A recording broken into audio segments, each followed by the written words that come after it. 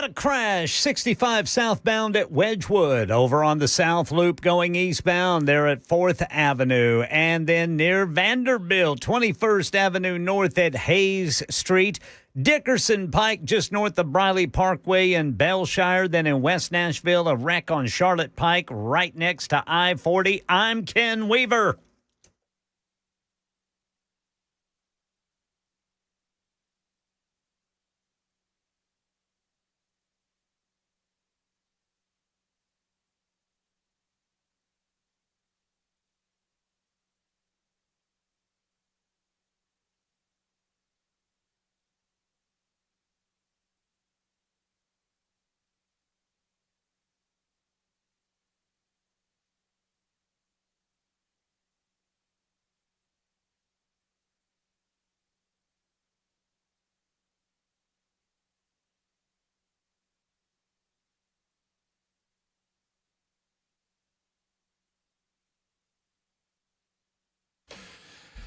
Hello, boys and girls. Welcome in. It is a Tuesday edition of the Matt Murphy Radio Show underway. Thank you for being with us. We appreciate all the time you're able to give us, whether it's just a few moments or the full 4 hours. We're here until 7 o'clock, or they hand us off to Mark Levin, whichever comes first. I'm just signing in. I'm getting all my stuff ready to go. I'm getting all my ducks in a row, if you will.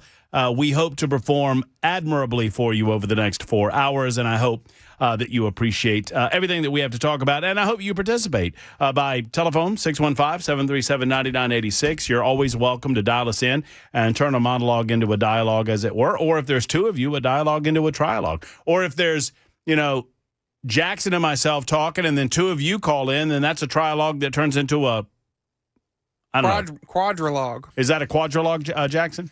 Very good. You don't want a quintuple-log, though. No, I think that's actually, technically, I think that's illegal in the state of Tennessee. And I think a hexalog is Satan worship. Oh, well, that's what they tell me. You got to bring candles on that thing.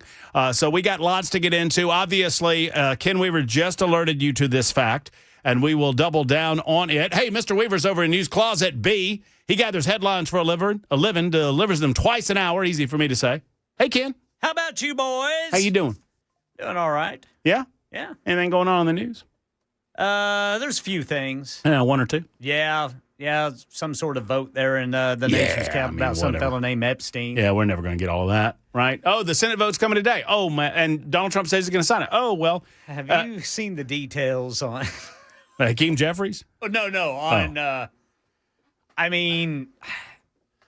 the Justice Department is still going to have 30 days to release anything. Right. After the president signs this. And there's still going to be a bunch of redactions.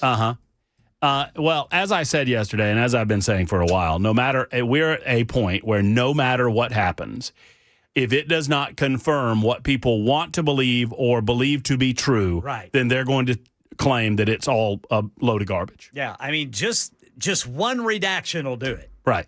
Oh, well, that was what we knew to be true, and that is that this happened or that happened. And if you hate Donald Trump, all the redactions will be about Donald Trump. And if you hate Bill Clinton and the Democrats, all of the redactions will be about Bill Clinton and the Democrats. And so people so this is what happens I've said for a long time, in the absence of information comes speculation.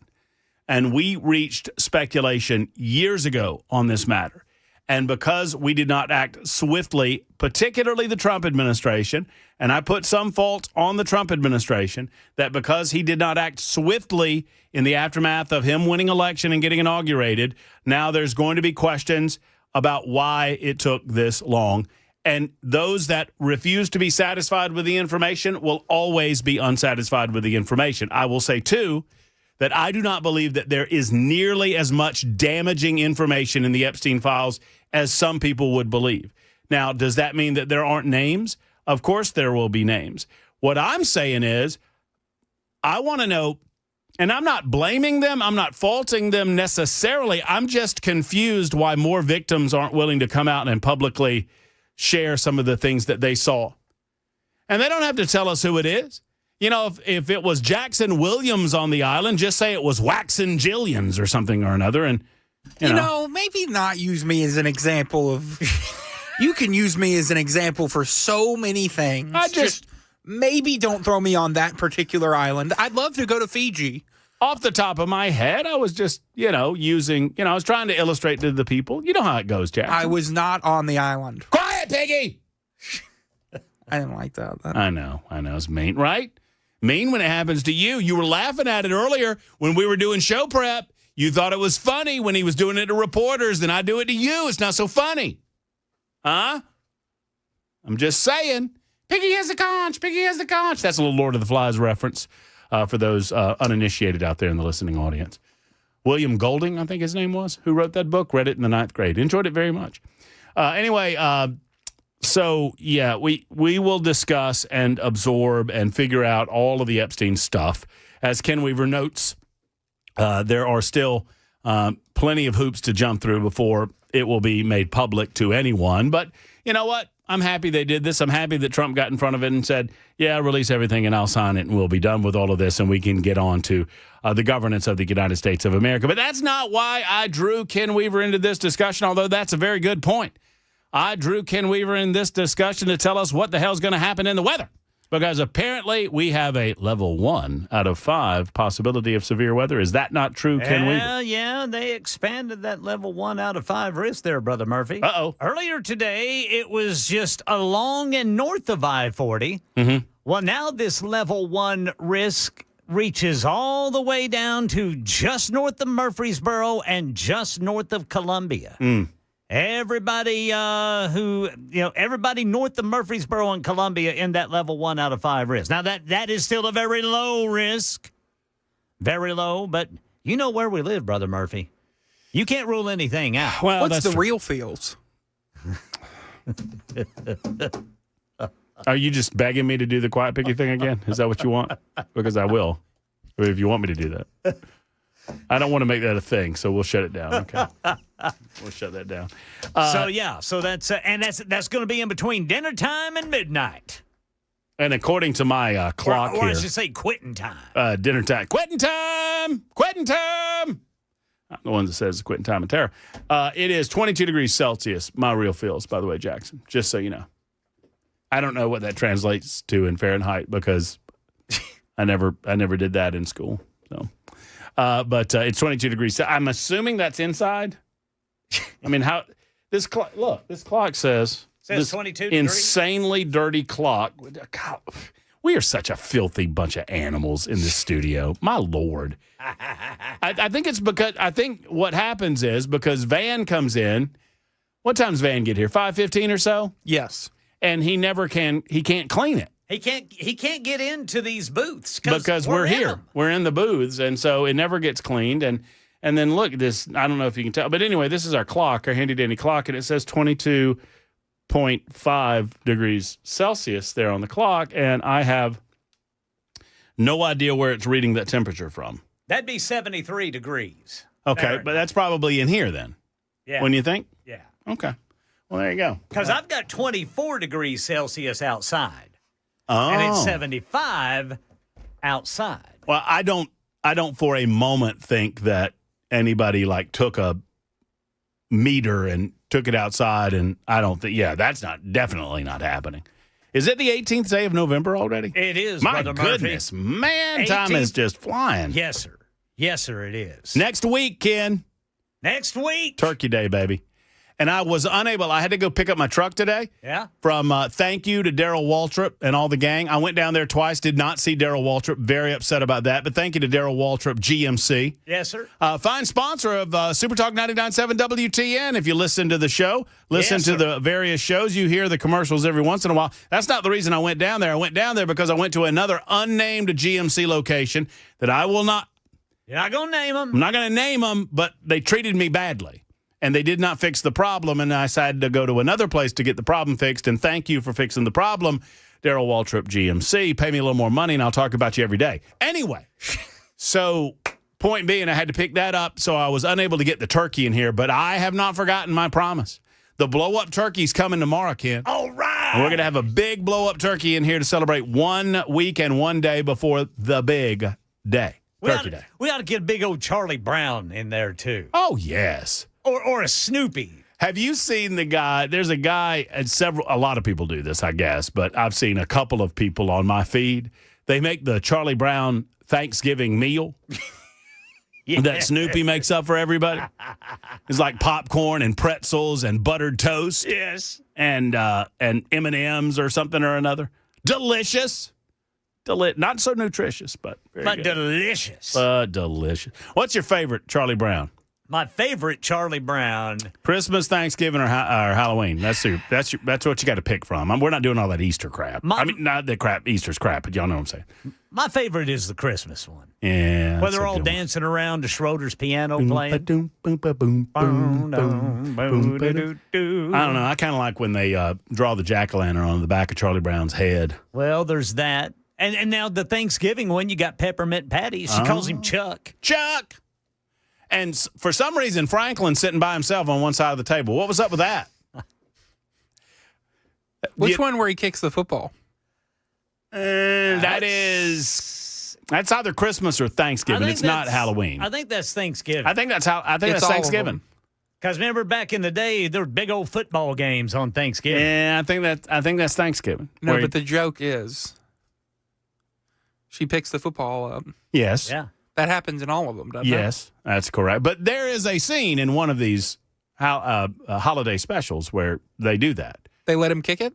No, they pretend to let him kick it. Oh, poor Charlie. Yeah. I think she gives him a certificate of authenticity or something or another, promising, or like a writ of mandamus or something. But I'll tell you, Ken, my favorite scene in all of that is when Snoopy as the Red Baron, or he's fighting the Red Baron, and Schroeder's playing on the piano. Yeah. And he's dancing, he's having a good time, and then Schroeder starts playing a sad song, and he starts crying. Yeah. It wears me out. It's in Halloween, by the way, Jackson. I was absolutely 100% incorrect. I'm being told that it was in the Halloween episode, and we just saw it. So I thought that was Thanksgiving. I did too. Because it used to be big old football games on Thanksgiving, and there still are, I guess. Well, one way or the other, it's the holiday season, folks, and happy Thanksgiving to those of you who will be out and about celebrating next week. We've got lots to do between now and then, however. We will discuss Dennis Ferrier got on top of this on Fox 17, and kudos to him. We talked to Carrie Bringle a few weeks ago about property taxes. We've been on this story for a while now, and I'm glad that other news outlets and other news organizations are on top of it as well. So congratulations to Fox 17 for digging deep and not being afraid to piss off the mayor's office, like we are unafraid to tick off the mayor's office either. But Freddie says that there isn't really a problem here, and there are always solutions within the government to any issue that you might have if you're a local business, which is crappy in and of itself, because that's not what local businesses are asking for. They're just asking to be left alone and not taxed into oblivion. I will share all of this with you coming up in just a couple of minutes. We will continue talking about the Epstein files. They are apparently to be released at some point down the road. We're moving that ball down the road. We have a political candidate in studio with us today at 4:05. We anticipate John Thorpe will be here. John is running as an independent in the 7th Congressional District race. That is the special election. Typically we say, it's between Afton Bain and Matt Van Epps. Well, John's in there. He's an independent. He'll be on the ballot as well, and we will talk to him about his decision to throw his hat in the ring, why he decided to run as an independent, learn more about him.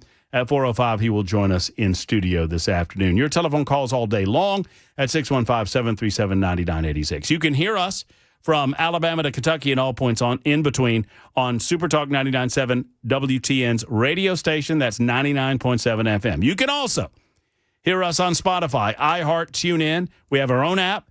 Type in Super Talk 99.7 WTN, and there you go.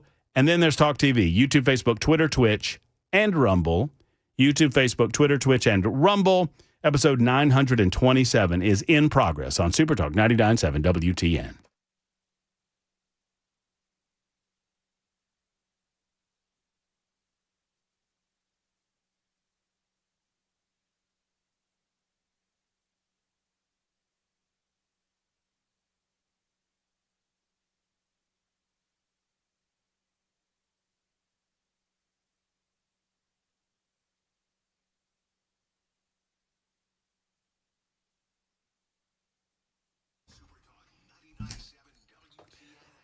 Hey, Grace Point Healthcare is affordable and convenient, comprehensive medicine for all ages. And Grace Point Healthcare wants to be your primary care provider. We're adding folks to the Grace Point family by leaps and bounds over the course of this year, and we want to continue to do so because they're just superior health care in every single way. Modern medicine, we say, delivered the old-fashioned way. The old-fashioned way. That means they're a direct pay format. You pay Grace Point, and you can apply with your insurance company for reimbursement. That's the way that it really should be. Sadly, insurance companies insert themselves in between the doctor and the patient in a lot of circumstances. They don't allow that to happen at Grace Point. Not knocking other ways, not knocking other companies, but this is the way that's going to benefit you because it allows your relationship with your doctor not to be interrupted, and it allows the doctors at Grace Point to get to the bottom, to the root cause of whatever issue you might have, and treat it in a fashion that both of you are comfortable with. That is what it's all about. 599-6868 is the number to schedule an appointment. Fast, easy appointments. The basic Smart Care plan can give you, with $99 a month, unlimited access to Grace Point for any office visit that you might want to have. 599-6868. You really can afford exceptional medicine at your convenience at Grace Point Healthcare.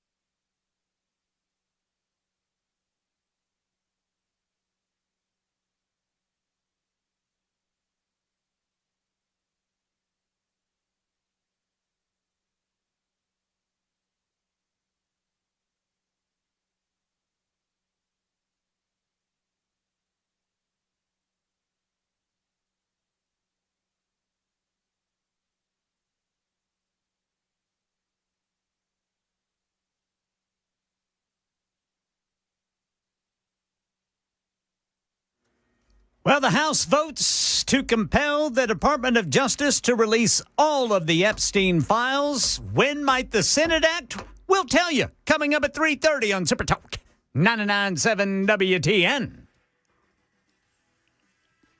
I know, but I'm not going to spoil it for Ken and his newscast.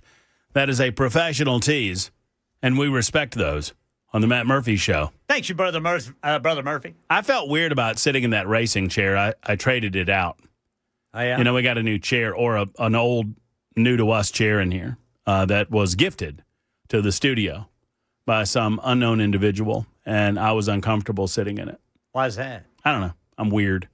Also, I didn't like it. That's pretty good. He doesn't reason like right change. there. I don't like change. I'm an old man. I just want everything to be the same. I don't want anybody to move my cheese. I want everything to be similar. Plus, I don't know. It didn't feel good on my tuchus. That's that. So guess who's campaigning today for Afton Bain? Have you seen this? She's in town tonight for a trip to the Ryman Auditorium. Oh, well, I know who's there. So I said the other day, and I doubled down on it yesterday, that Afton Bain is not making a serious run for Congress in the 7th Congressional District. She is doing this to raise her name ID. She's doing this to get on national platforms like MSNBC and CNN. Either Afton Bain is dumb as a box of hammers, or she is doing this to raise her political profile. And I'm not saying that to be mean. I'm saying that because it's true. She either knows what she's doing or she doesn't. And if she knows what she's doing, more power to you, Afton. If you understand that you're just there to raise your profile, to run for mayor of Nashville or some other political position down the road, have at it. Enjoy yourself. More power to you when you take on Freddie in 2 years or whatever you plan on doing. But if you are running to be the representative for the 7th Congressional District, a district that voted, I think it was plus 20 for Trump, a district that was designed to be about plus 12 Republican, you have to attempt to reach moderate conservatives in that district. You have to attempt to reach the people of Cheatham County and explain to the people of Cheatham County, many of whom voted for Donald Trump, why you're a better candidate than Matt Van Epps. And instead, you're inviting Jasmine Crockett to be on a town hall panel with you or whatever it was supposed to be. And Jasmine Crockett did not even bother to show up. She was supposed to come in person, and she did not come in person and blame the weather. Well, now, Afton Bain doubling down on dumb. If your goal, once again, I'm not calling the woman dumb. I'm saying the campaign is dumb. If this is your attempt to convince the voters of the 7th Congressional District. Now, maybe the strategy, maybe I'm the one that's daft. Maybe the strategy is to really invigorate those core liberals in the 7th Congressional District, to really invigorate the people of Nashville and other places that might be prone or predisposed to vote for you. Because today, Afton Bain had former Vice President of the United States of America and presidential candidate Kamala Harris campaigning for her in the 7th Congressional District. Now, I'm going to go out on a limb. I don't know where they were. The article that I was reading from was behind a paywall. It was the New York Times, and I pay the Washington Post money to see how liberals think. I'm not going to pay the New York Times, too. I don't know where they were, but I'd be willing to bet that they weren't in Cheatham County. I don't know where they were, but I'm going to bet good money that they were in Davidson County. Sadly for Afton, you're going to have to get some voters from Cheatham County if you expect to win this election, or good for the 7th Congressional District. Once again, this does not feel like a serious attempt to sway voters over to your way of thinking. Maybe you're naive enough or you're honest enough, and perhaps it's to your credit, that you're going to show people exactly who you are. That you are the socialist that we believe you to be. You know, I refer to her as the cutest little communist in Tennessee. Others are calling her the AOC of Tennessee. Perhaps it is your strategy to double and triple and quadruple down on that and hope that the conservative voters in the 7th Congressional District decide to stay home. Chad Benson and I were discussing this during the crossover between our shows, that she has a video out that she thinks is so cute. And it shows Afton putting up a campaign sign on a street corner. And somebody stops and rolls down their window. And I don't know if it's a setup or what, but they stop and they roll down the window and they say, "Oh, yeah, I love Afton, babe. That's great. Yo, go Afton." And she goes, "Yay." And then the woman says, "Oh, my God, are you Afton?" And she goes, "Yeah. Oh, I'm pulling over to hug you." They hug each other's necks, and it's so awesome. And, "Oh, my God, it's Afton, babe." It's very cute. Brother Murphy, that might have been a beautiful moment. What is the candidate doing putting out her own sign? You're not running for city council, man. You're not running for city council, no offense, Murfreesboro or Mount Juliet for that matter. You're running for Congress. You don't have people to do that for you? Honest question. Afton Bain is running on such a... You don't have someone from the DNC that's willing to come down here and do that for you? You have to put out your own... So I either tell you that either that was a garbage setup video or, my goodness gracious, this lady's not ready for prime time. You don't have somebody to put out signs for you. You're doing that on your own. Well, if that's the case, God bless you, lady.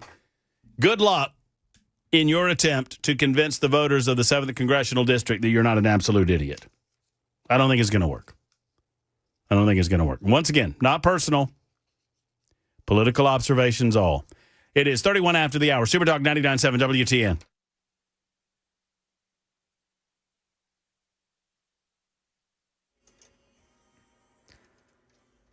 I'm Ken Weaver with your top stories, and we are looking at a level 1 out of 5 risk of severe weather starting about quitting time all the way up to midnight. It is for pretty much everybody in Middle Tennessee, north of Murfreesboro and Columbia. Got the full forecast and traffic coming up in 5 minutes. This is a special report from ABC News. I'm Mike Dubusky. The House of Representatives has passed a measure ordering the release of the Justice Department's files on Jeffrey Epstein. ABC's Jay O'Brien has more from Capitol Hill. We know that a number of Epstein survivors were sitting there in the gallery for the duration of the vote, watching this tally come in, something that they had fought for literal years, and then ramped up the pressure in the last few months here on Capitol Hill, coming to the Hill, tearfully recounting their experiences with Jeffrey Epstein, saying how old they were when they met him for the first time. One woman was 14 years old when she said she first encountered Jeffrey Epstein. Republican Congressman Clay Higgins of Louisiana was the only House lawmaker to vote against the measure, saying in its current form, the bill could endanger innocent people. It next heads to the Senate, where Majority Leader John Thune says the chamber could act as soon as today to approve the bill. This is ABC News. Right now in Chicago, police say they have a person of interest in custody after a woman was set on fire on a commuter train last night. Witnesses say there was an argument. Then a man poured an unknown liquid on the woman and ignited it. He ran away. She collapsed on the platform outside of the train, fully engulfed in flames. She was rushed to a hospital in critical condition. That's the latest news. Traffic and weather next. I'm Ken Weaver, WTN News.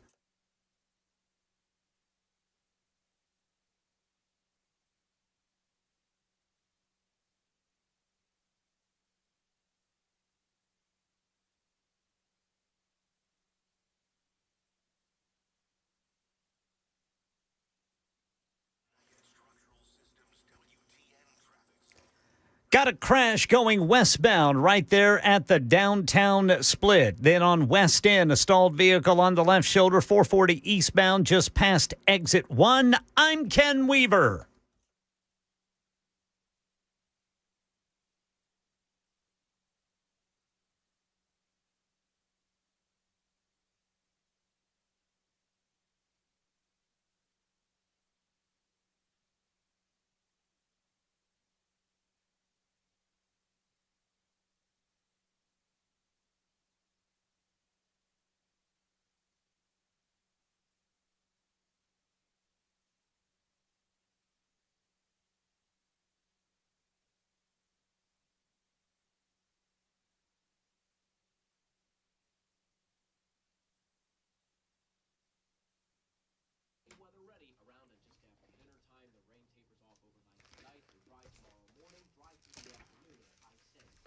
When I talk about defense systems, oftentimes I'm pointing out that if you're a business owner or a decision maker, when it comes to a church or a school or any place that people gather, you need to listen up. But really for all of us, this is a wonderful opportunity for us to understand how to react in life to a negative circumstance or a negative situation. Oftentimes we're talking about active shooters, and there's a lot of those, it seems, nowadays, or security threats through workplace violence or security improvement consult. But also medical training in the event that something negative happens. I mean, for example, I've gone through the training with Brink Fiddler and Defense Systems here at Cumulus Nashville twice. I've gone through the training, the TECC course that Brink and his team field roughly about once a year, and that's a 2-day course, and I absolutely love these courses. They train you how to react if you happen upon a medical situation on the roadway, like an accident or whatnot. I mean, it's so valuable, this information, that I just encourage you to be a part of Defense Systems and what they do. But if you're a decision maker, if you own a place of business, I encourage you to go ahead and make the call today. 615-236-6484. 236-6484 or online at defendasystems.com. Once again, defendasystems.com.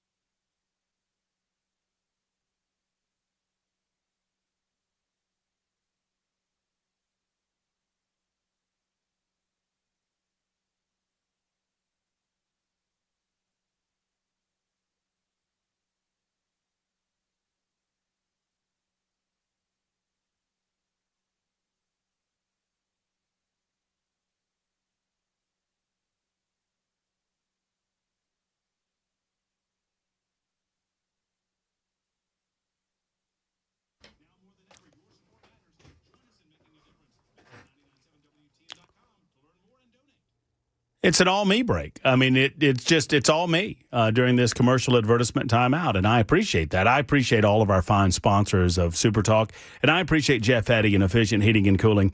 Obviously, it's difficult with the sea of HVAC companies to find someone that you can truly trust at this time of year, especially if you have something going wrong with your heating unit.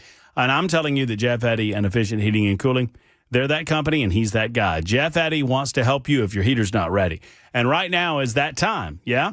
So if you've not gotten your maintenance done, still plenty of time to get that done. Go ahead and make that happen. $125 is the max that you'll pay, no matter how many units you have at your residence. 2, 3, does not matter. Secondarily, your savings are going to stack because your heater is going to run more efficiently once Jeff Eddy and his team come out and clean it out and make sure that it's running properly. Thirdly, they can identify any issues that you might have before they become big money items. And if that time has come where it's time to replace, they can recommend the right unit for you. They're an Elite Pro partner with the Rheem. Call Jeff Eddy and Efficient Heating and Cooling, 615-784-4424, 784-4424, or online at efficienthvac.net.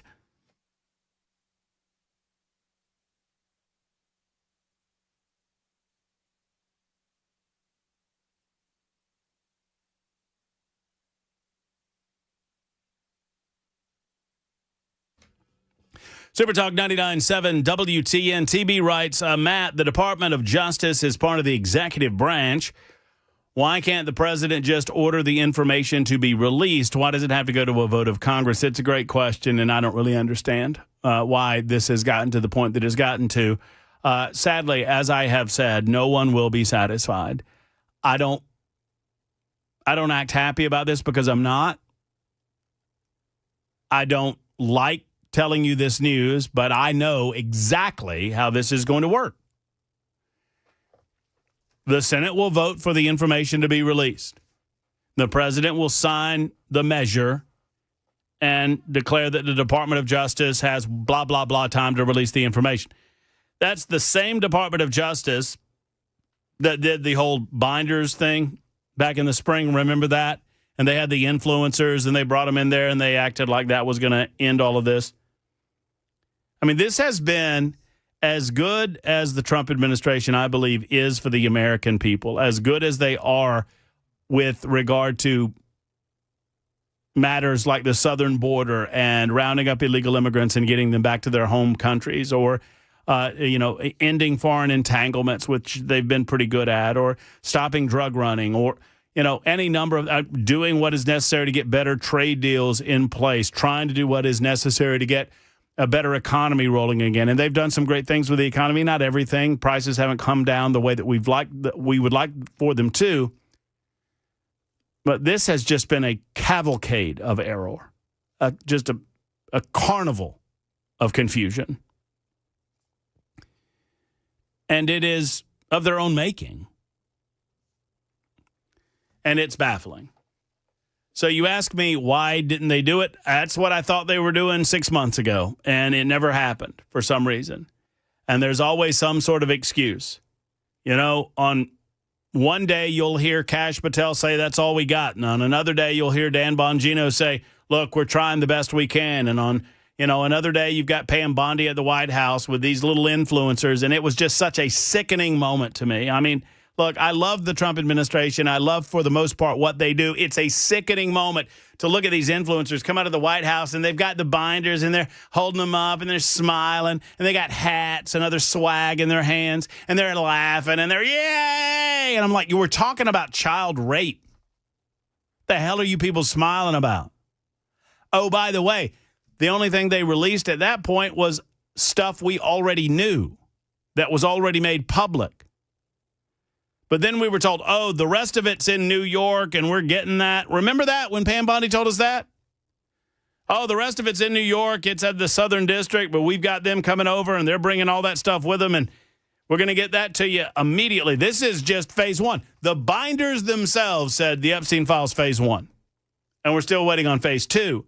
Yet, sadly, phase two never came, and now we're waiting on Congress for some reason.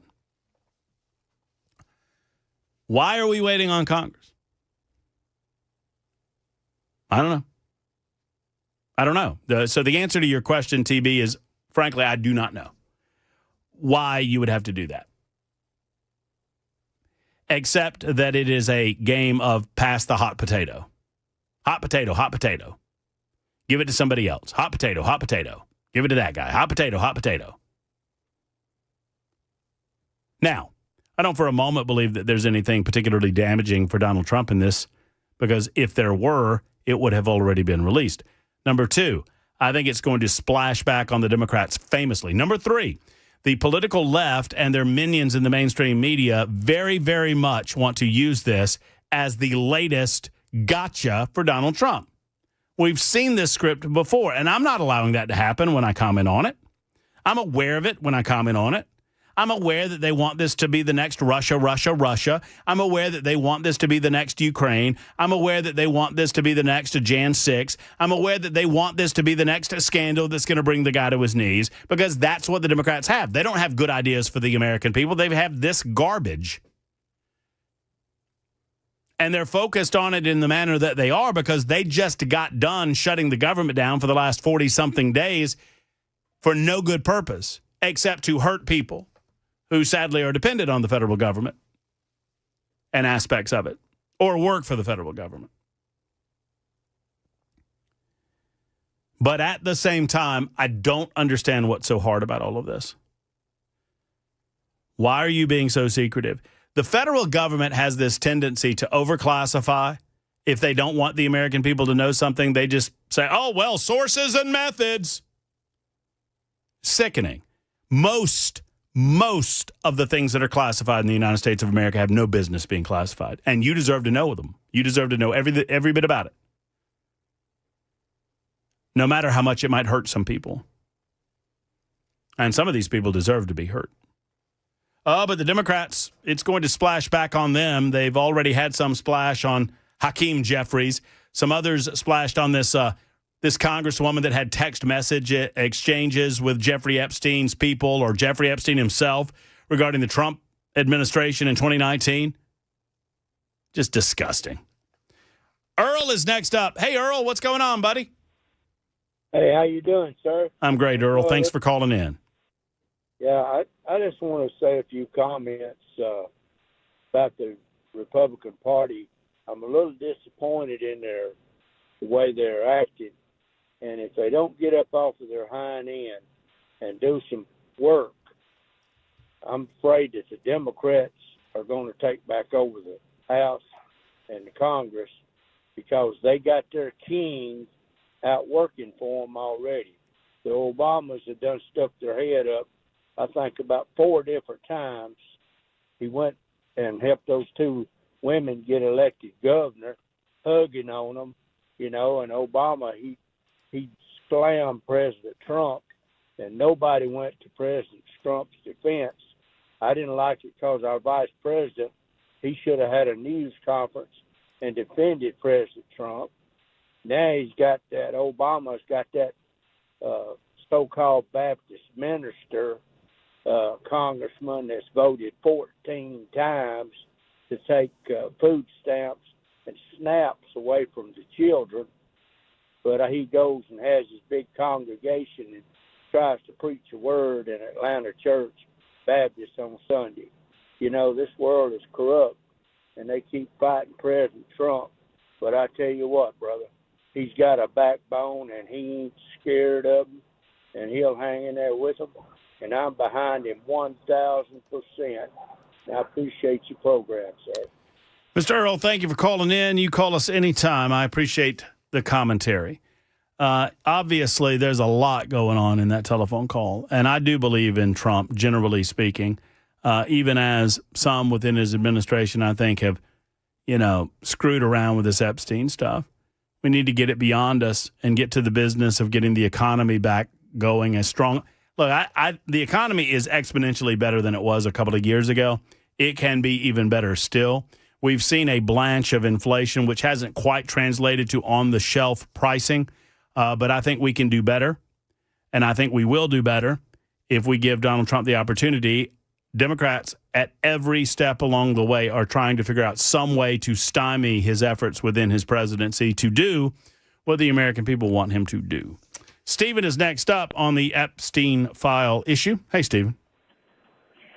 Hey, Matt. Hey, thanks for taking my call, sir. Of course.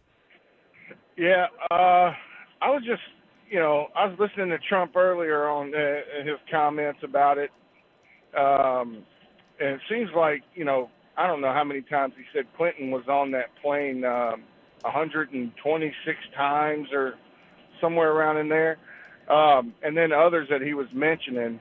So my only thing is, if Clinton was on his plane and it was only for business deals or for leisure time, shouldn't have Hillary been on there a few times as well? That just kind of makes me wonder. Hillary, she hadn't been taking a back seat on all this stuff the whole time. So, Stephen, you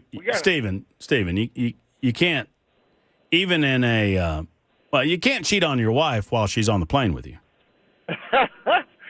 Well, I know, but is it just the fact right? that they're so, well, yeah, but for her to not think something is going on, maybe they've always just been so power hungry that she's kind of taking a back seat on this.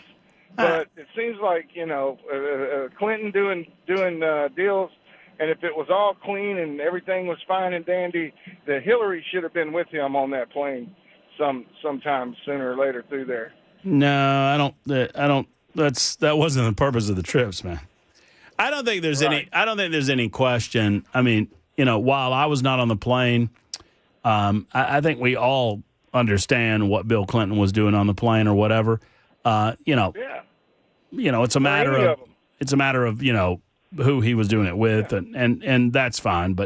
And we would like to get to the bottom of it. I feel like the comment is almost rhetorical in nature. Bill and Hillary Clinton's marriage has long been one. I mean, you're asking me to get inside the mind of Hillary Clinton. You know, you're asking me, why does Hillary Clinton stay with a guy that has cheated on her all of their adult lives? I mean, and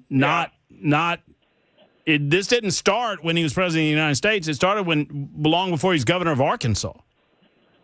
So yeah, well, and not just, but all of the rich and powerful businessmen that were on there, if they were just on there alone and by themselves without even any security detail or anything, then that's just proof in the pudding right there that something was going on. The modus operandi of Jeffrey Epstein is clear. He was there he was to advise financially high, powerful, high-earning people, and he was, by design, getting them in a compromised situation so that he could, if necessary, blackmail them to force them to stick with him from a financial standpoint. That's what he was doing. Yep, I think the Democrats just put themselves in the corner on this one, and there may not be no way out of it this time. We'll see. I mean, I get that I have predetermined conclusions about what I think the Epstein files might contain. I'm just trying to help y'all understand how all of this is going to go. All of you think you know what's in it. We all think we know what's in it, and nobody's going to be satisfied fully. And when we're not satisfied, everyone involved will claim that all of it is Bravo Sierra. Everyone involved will claim that it got redacted or there are portions that were destroyed. Just mark my words. I don't like it better than anyone, but none of this is going to change anything. Now, that doesn't mean that we shouldn't strive toward it. That doesn't mean that we should not get to the bottom of it. That doesn't mean that we should not demand that the American people get to see at least what there is to see. But I promise you, there are way too many people that have an interest in this at this point that have staked a corner out on this issue that no matter what happens, when it doesn't fully confirm what they've been claiming happened all along, and they don't know. I mean, and I'm including people in our business, right? I'm including talk show hosts that have sat on their radio shows or on their podcast, and they claim that they know this and they know that. They don't know crap. But they've claimed they have because it gets them clicks. It gets them listeners. And when what they have been saying happened doesn't come to fruition, you think they're going to say, you know what, my bad. I guess I didn't know what I was talking about. No, they're going to claim that there's a cover-up. That's the next phase in all of this. There will be a claim of a cover-up. And sadly, I don't know that we get any further or closer to the truth. No, and by the way, none of this is about prosecuting anyone. No one's going to get prosecuted over any of this. No one is going to. It angers me to say that to you, but it is true. All right, 53 after the hour. Super Talk 99.7, WTN.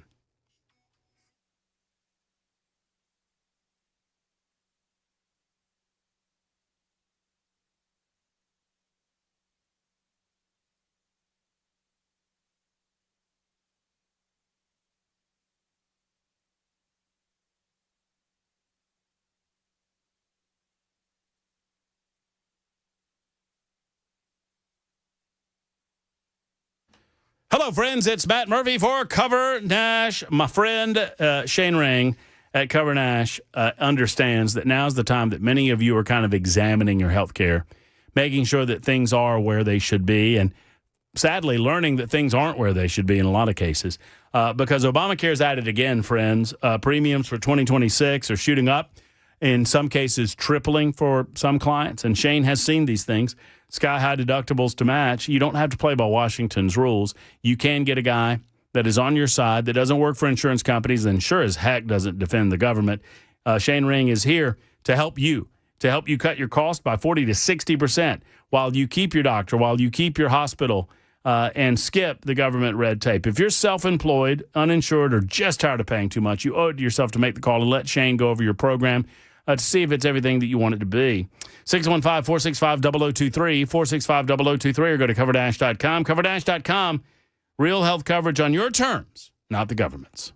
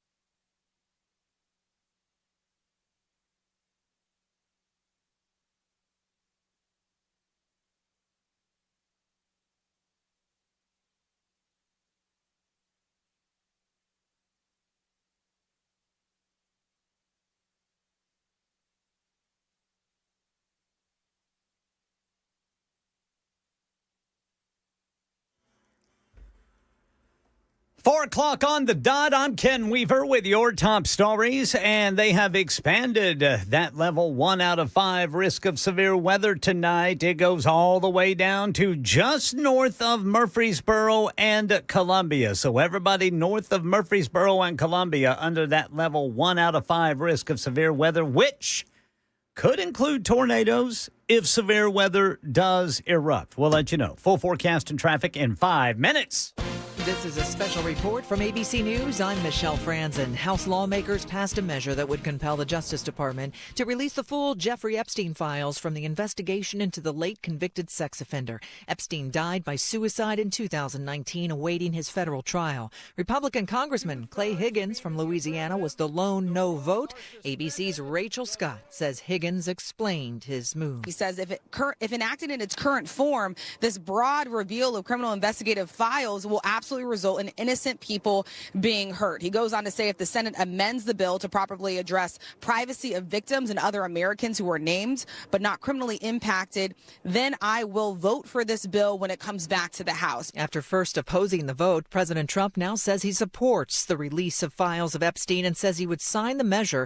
The president, though, did not answer questions why he doesn't just call for the Justice Department to release the Epstein files himself.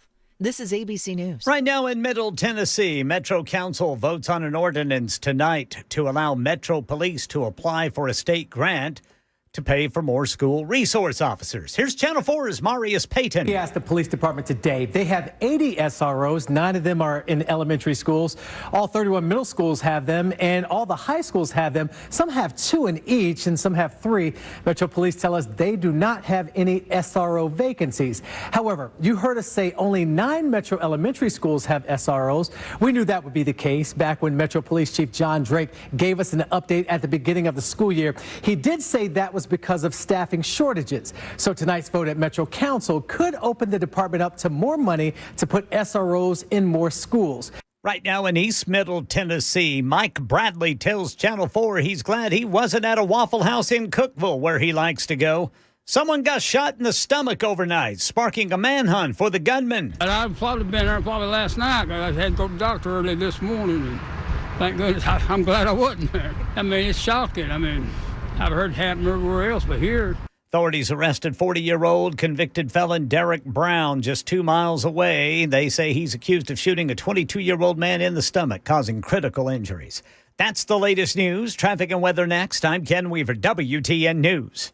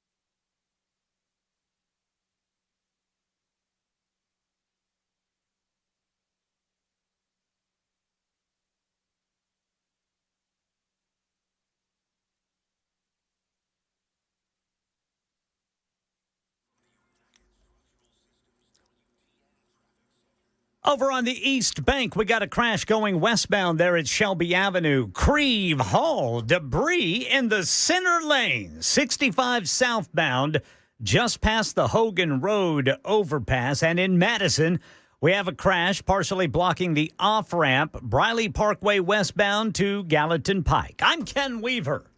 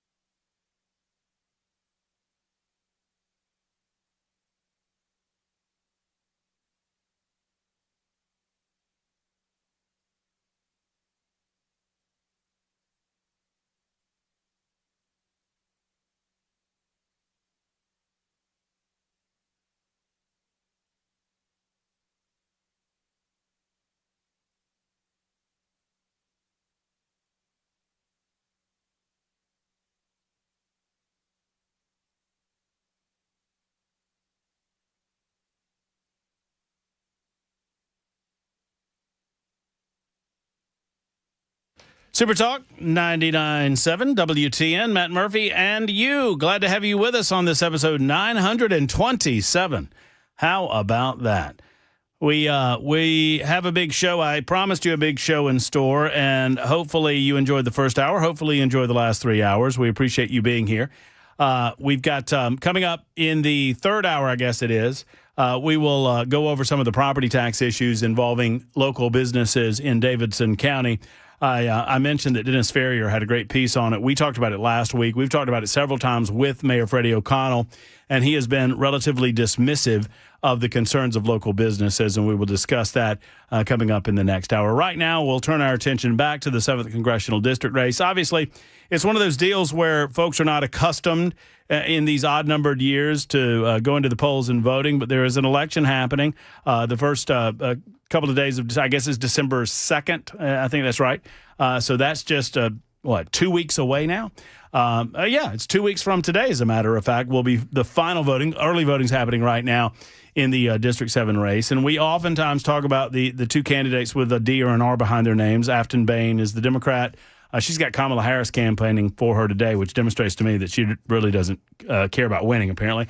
And then we oftentimes discuss Matt Van Epps, who is the Republican, but there is a third name, that at least one other name that you'll see on the ballot. I don't know if there's any others, but we had a chance to speak with our next guest, John Thorpe, and wanted to schedule him on to talk to him about his candidacy, why he decided to run as an independent candidate, and he joins us in studio today. John Thorpe, thank you for being on with us. Hey, Matt, appreciate you having me. Absolutely. Give folks a little background on you, who you are, what you're all about, what you do for a living, that kind of thing. Sure. I joined the military way back in '99, and I was in about 10 years. This was most of it was spent up at Fort Campbell. I was a Chinook pilot, and got out, did some civilian stuff. The last 12 years, I've been an air ambulance pilot, and now I'm up in Robertson County with little kind of a mini farm, I suppose you could speak, and two young kids. So you served for roughly 10 years in the military. Thank you for your service. We absolutely appreciate you. And I just, that's the end of that sentence. I just wanted to thank you. Appreciate it. Yeah, no problem. What was your service like? It was interesting. It was eye-opening. There's a series out, I think HBO put it out, called Band of Brothers. And I think that series probably puts it best. I've never had the same level of camaraderie and brotherhood that you have in the military. And it's come close with air ambulance, because you're with the same crews for extended periods of time. I assume it's probably the same with fire and things like that. But sure, it was very, very rewarding to be alongside people who want to be there for the country and for each other and to do better for society in general. What leads you into politics? Have you always been a political guy?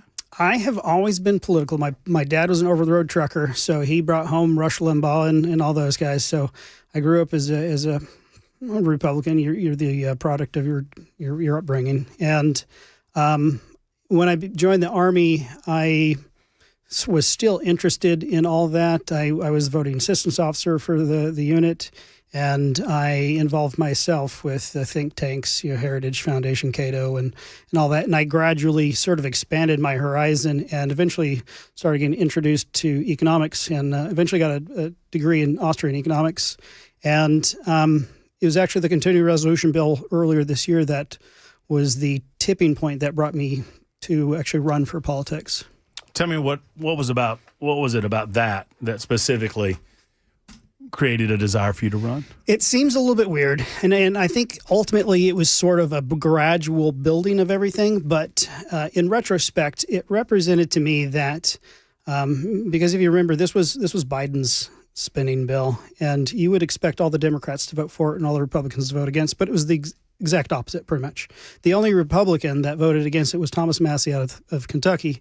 And in return for him standing on principle, they tried to primary him, or they threatened to. His primaries next year. But it recognized that represents basically what I think is wrong with government in general. Is if you toe the line, if you're basically a yes man, you're going to do what you're told, conformity, then that's what gets you promoted. But if you're standing on principle, if you're doing what is best for the people in your district, especially if that goes against what the status quo wants you to do, then that gets you thrown to the wolves. So you would have voted against the CR? Absolutely. What would have happened had not a majority of the Republican or a majority of the elected officials voted for the continuing resolution? What would have been the result of that? Had they not? Yeah. Well, they would have had a shutdown. They would have had a shutdown. But that's the consequences of it, whether it's a shutdown or not, I think are not the case. No, but you should understand the consequences. Oh, absolutely. Yes. What would have prevented that is for the Congress to vote on a spending bill every month as they should.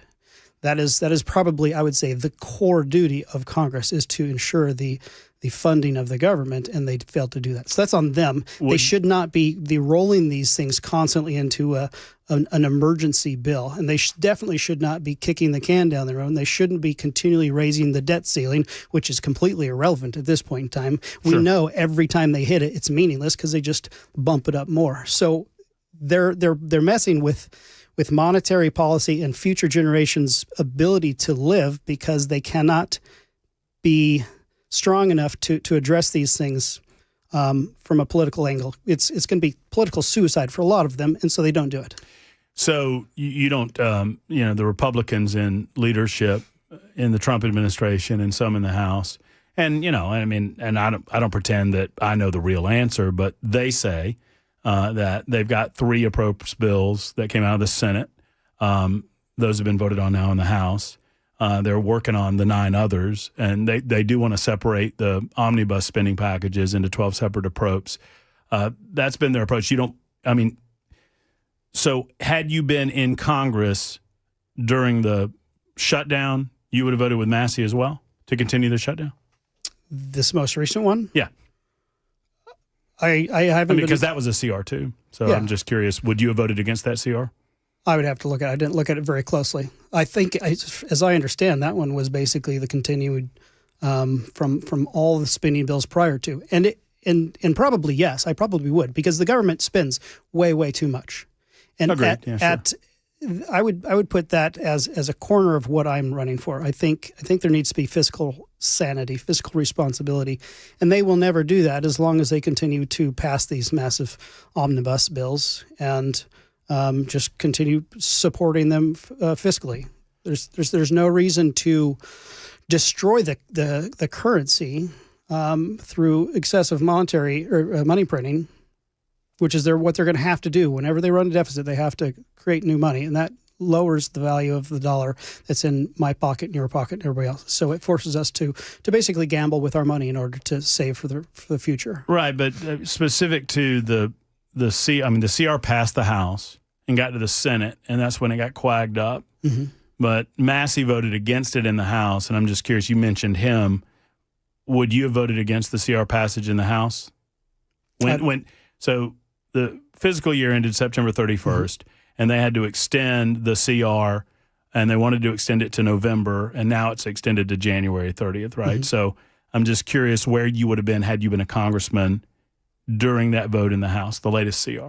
I'd have to look at it. I've been too busy focusing on the campaign and not. You've been too busy focusing on being a congressman, and you don't know how you would have voted in this last congressional. I'm focused on trying to get the message out to the people who are spread throughout 14 counties in Tennessee, and it takes thousands of dollars. There's been $3.5 million, well more than that, spent trying to get people's names out. I am running arguably a very uphill battle because I don't have any support whatsoever, and I'm continually ignored by the legacy media outlets who pretend that independents are basically irrelevant and are spoiler votes. Mm-hmm. So, but you're here today. And right. It's a well listened to radio station. So, what is your primary message? Would you consider yourself a Republican? Are you running as an independent? Why are you running as an independent? I actually submitted initially back in March to run as a Republican, and I don't qualify under the bylaws of the Tennessee Republican Party. So they refused to consider an exception to policy. So I ran as an independent. Why did they say you didn't? I know Scott Golden, and I've had my back and forth with him about some of the onerous rules that they have within the party. Why did they say you didn't qualify? He didn't answer. He didn't. Well, I haven't voted in 3 of the last 4. I haven't voted since 2000. I've said that many times. Why not? Because I don't believe that we should have to vote for the lesser of 2 evils. So you've never voted for Trump? Nope. You haven't voted since 2000? Correct. Who'd you vote for in 2000? George Bush. And I'm just very curious what, between that vote and the next election cycle, whether it was 2002 or 2004, you just felt like. So the election help me understand that. So the election of 2000 was the Hanging Chad incident. And for whatever reason, I was able to give myself a 50,000 foot perspective on it. And there was flip-flopping. It was basically an example of widespread hypocrisy, in my opinion. They had people on either side that were either supporting or demeaning the court system based on whether or not their particular party was in the lead at that particular time. And if you remember, they kind of went back and forth, the courts did, on whether or not who was winning. And if it was your party that was winning, they'd say, see, you got to trust the system, and this is why we have it. And then the next day when it would flip, they'd say, these are just activist judges and we need to ignore it. They're controlling the election cycle. And it was just, for me, it was an eye-opening moment because they literally were changing the narrative from a day-to-day basis based on if their party was winning. It had nothing to do with reality. I'm just make sure I'm hearing you. You're talking about the aftermath of the 2000 election during the time that it was... While they were counting it, while they were doing the hanging chad and all that stuff. That created a disillusionment. So you decided to stop voting, and I assume your registration went inactive? Yes, it went inactive, and I would have voted. When did you register to vote? I don't remember. It's been so long ago. Probably no. 2000. I mean, most recently. If you're earlier this year. Okay, so you just registered to vote this year. Yeah. Have you voted this year? Yeah. Who did you vote for? For myself. Okay, so you just voted in the special. Yeah. Because it's the only election that we've had so far. So you've not. So the last election you voted in was 2000. You voted for yourself this last time. Are you? Would you consider yourself a Republican? Would you consider yourself conservative? How do you define yourself ideologically? Well, I certainly lean more conservative than anything else. Based on the infighting of the Republican Party, I'm not real sure what they believe in anymore. I'm a limited government, staunch constitutionalist. Fiscal responsibility. I would say I'm more closely aligned to a Ron Paul. I'm a Ron Paul Republican. Right. If that makes any sense. No, it does. No, you're talking to the right guy. I define myself as a small L libertarian. What informs you that is your belief in government? What do you mean, what informs me? Just what informs you that that's what you believe? Talk to me about your political philosophy and why you believe the way you believe. I think, largely speaking, you can break things down. Thomas Sowell put it really well. I can't remember the name of the book that he wrote, but he breaks society down basically into constrained and unconstrained parties. and it's how you look at the world in general. And I think it's a good proxy for the Republican and Democrat parties. The Republicans in general will think that people are fallible, and we need to do our best to create systems that control for that. But you have to simultaneously realize that people can abuse the system. So you need to set up the rules in such a way that makes it as fair as possible. The contrast to that, which I would argue is the Democratic Party, says that people can get better, and if given enough education and training and the right person, you can have close to a saint as possible, maybe not necessarily that quality. So the issue is our systems. We can do better job of putting people in power to make the systems make it more effective and more efficient for people, more equality. John, I'm trying. I'm not really following what you're saying. The systems, so help me understand this. So the difference basically is whether or not a person thinks that we need to restrain with a system or empower with a system, I think. Mm-hmm. It's almost like a utopian versus a dystopian view. Who are the dystopians? That would be the Republicans, or a realist. right? I would say it's more of a realist, but it could taken to its extreme, it would be dystopian. Yeah, the whole system ultimately gets that way. So let me try it this way. Limited. Are you saying that the Republican Party would, left unabated, would lead to a police state? It certainly has been going that direction. So yeah. Under Trump? Yeah. So you're not a Trump guy? I'm not a Trump guy. Okay. Very good. All right, let's take a short time out. We'll talk about some of the issues that matter most to you in this election and those types of things with John Thorpe. He's our guest. It's 21 after the hour. Quick time out. Super Talk 99.7 WTN.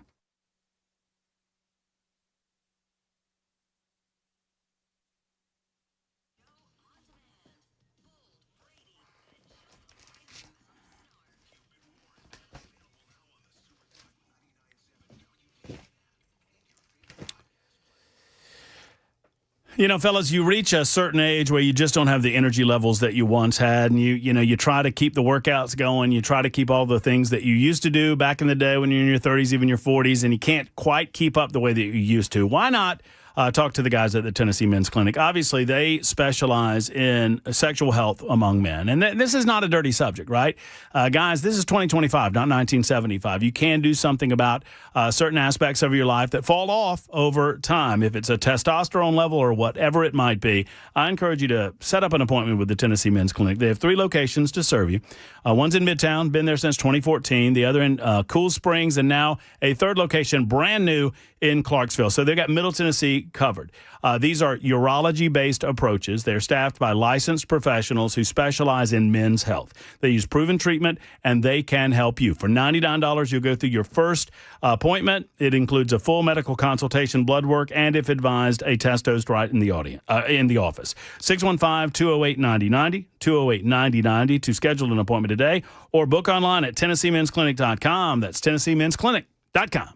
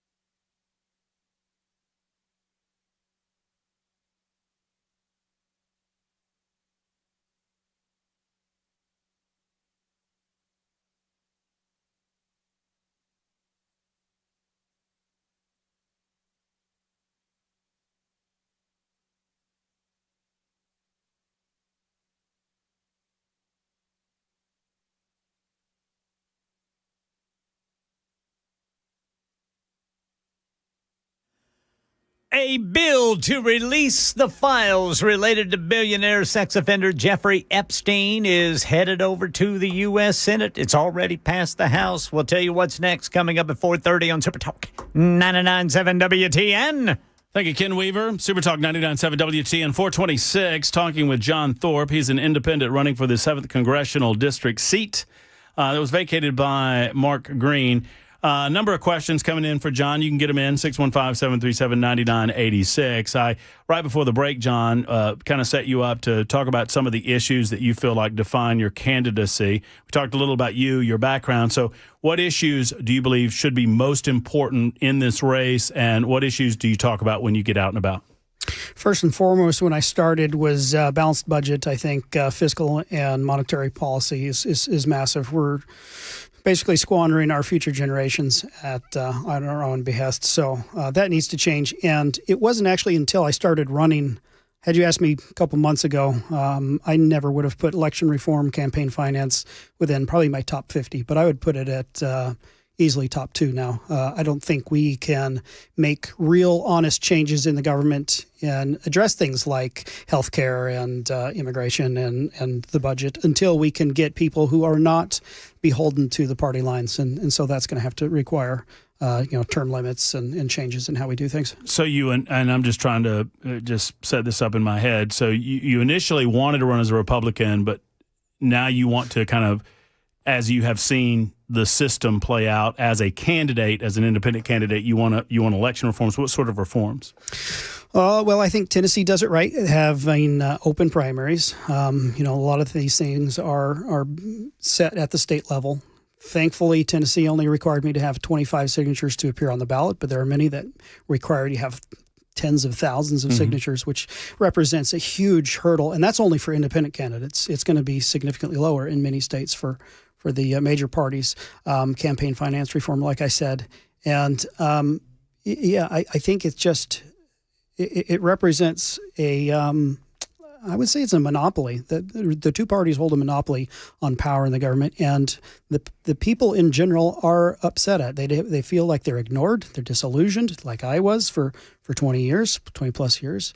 They feel like they don't get listened to. The politicians say one thing when they're on the campaign trail and then do something completely different when they get to Washington. And so I think the best way that we can change that is by putting new people in there who are not politicians, who are not beholden to those parties. You mentioned campaign reform, and monetary reform when it comes to political campaigns. What do you mean by that?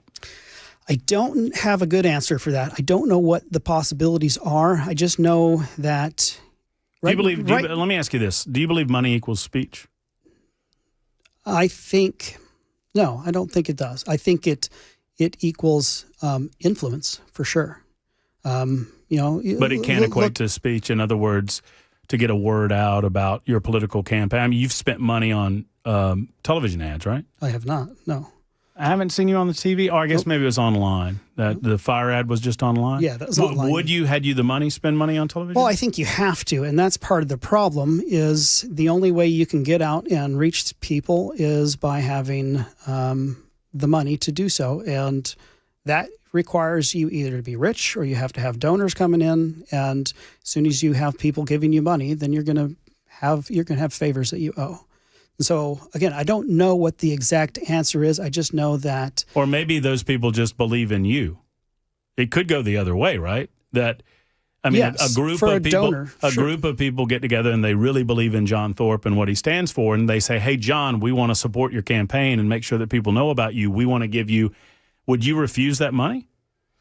Well, it depends on what they're wanting. If they believe in me, no, of course not. Why would you? But your suggestion is that every other candidate that receives money from political donations is doing so as a quid pro quo. That's what you just said. No, you said money equals favors. You just said that.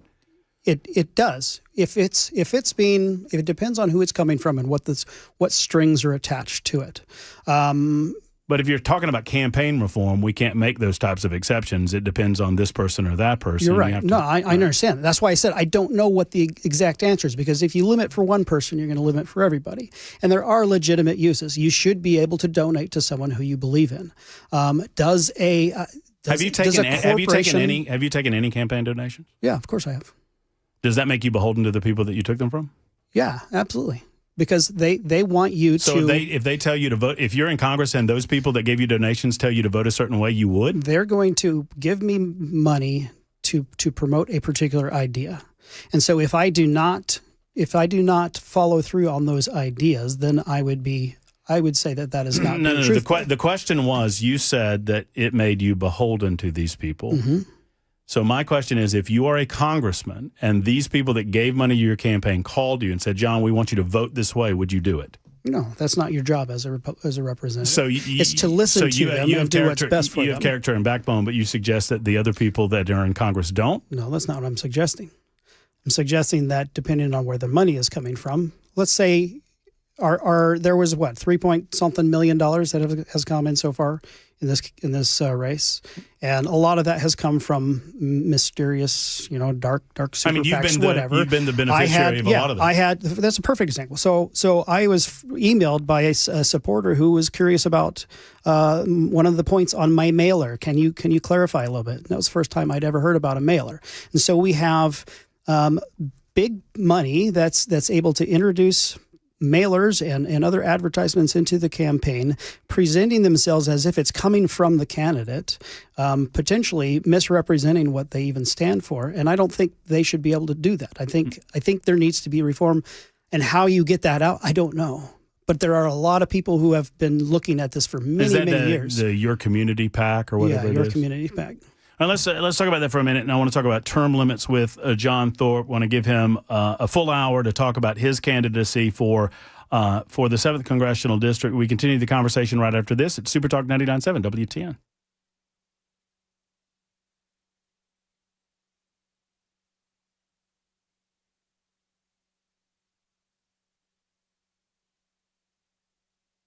I'm Ken Weaver with your top stories. We are looking at a level 1 out of 5 risk of severe weather tonight in Middle Tennessee. It's basically everybody north of Murfreesboro and Columbia. Just a level 1 out of 5, but cannot rule out the possibility of a tornado, albeit a very slight risk, if severe storms happen to erupt. We'll tell you about it during the full forecast and traffic in 5 minutes. Right now, the bill to release the files related to billionaire sex offender Jeffrey Epstein has unanimously passed the U.S. Senate. And if no changes were made from what the House passed, then it goes directly to President Trump, who said as recently as yesterday he would sign it. Right now in Illinois, a woman is fighting for her life after being set on fire on a commuter train in downtown Chicago. Police say a man doused her with liquid and ignited it. This was after an argument. He ran away. The victim remains in critical condition, and detectives say they have a person of interest in custody. Some major websites went down this morning over a network issue at Cloudflare. The web company helps websites handle user traffic. Not exactly clear what the problem was, but Cloudflare says the issue's been resolved. X, formerly known as Twitter, and ChatGPT were among the web services affected.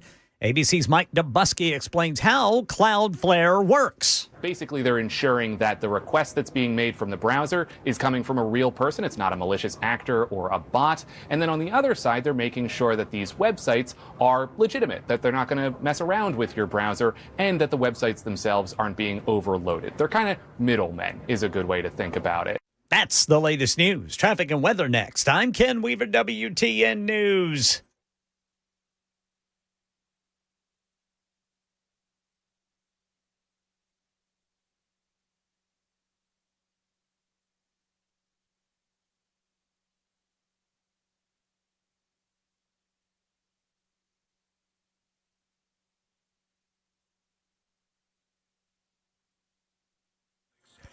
Looking around downtown here, I see complete stop-and-go traffic. Eastbound 440 over to 24. Same goes for the eastbound South Loop.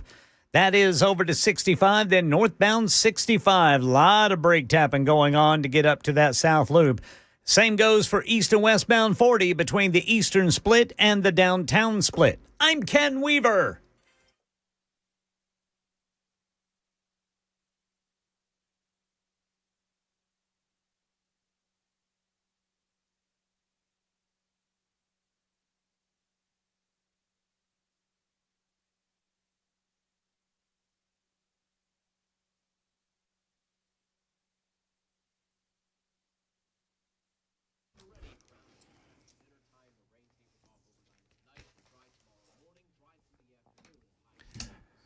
You know, I feel like I've made it because I finally have a program at an advertiser named after me, the Murph at Contours LLC, which is pretty cool.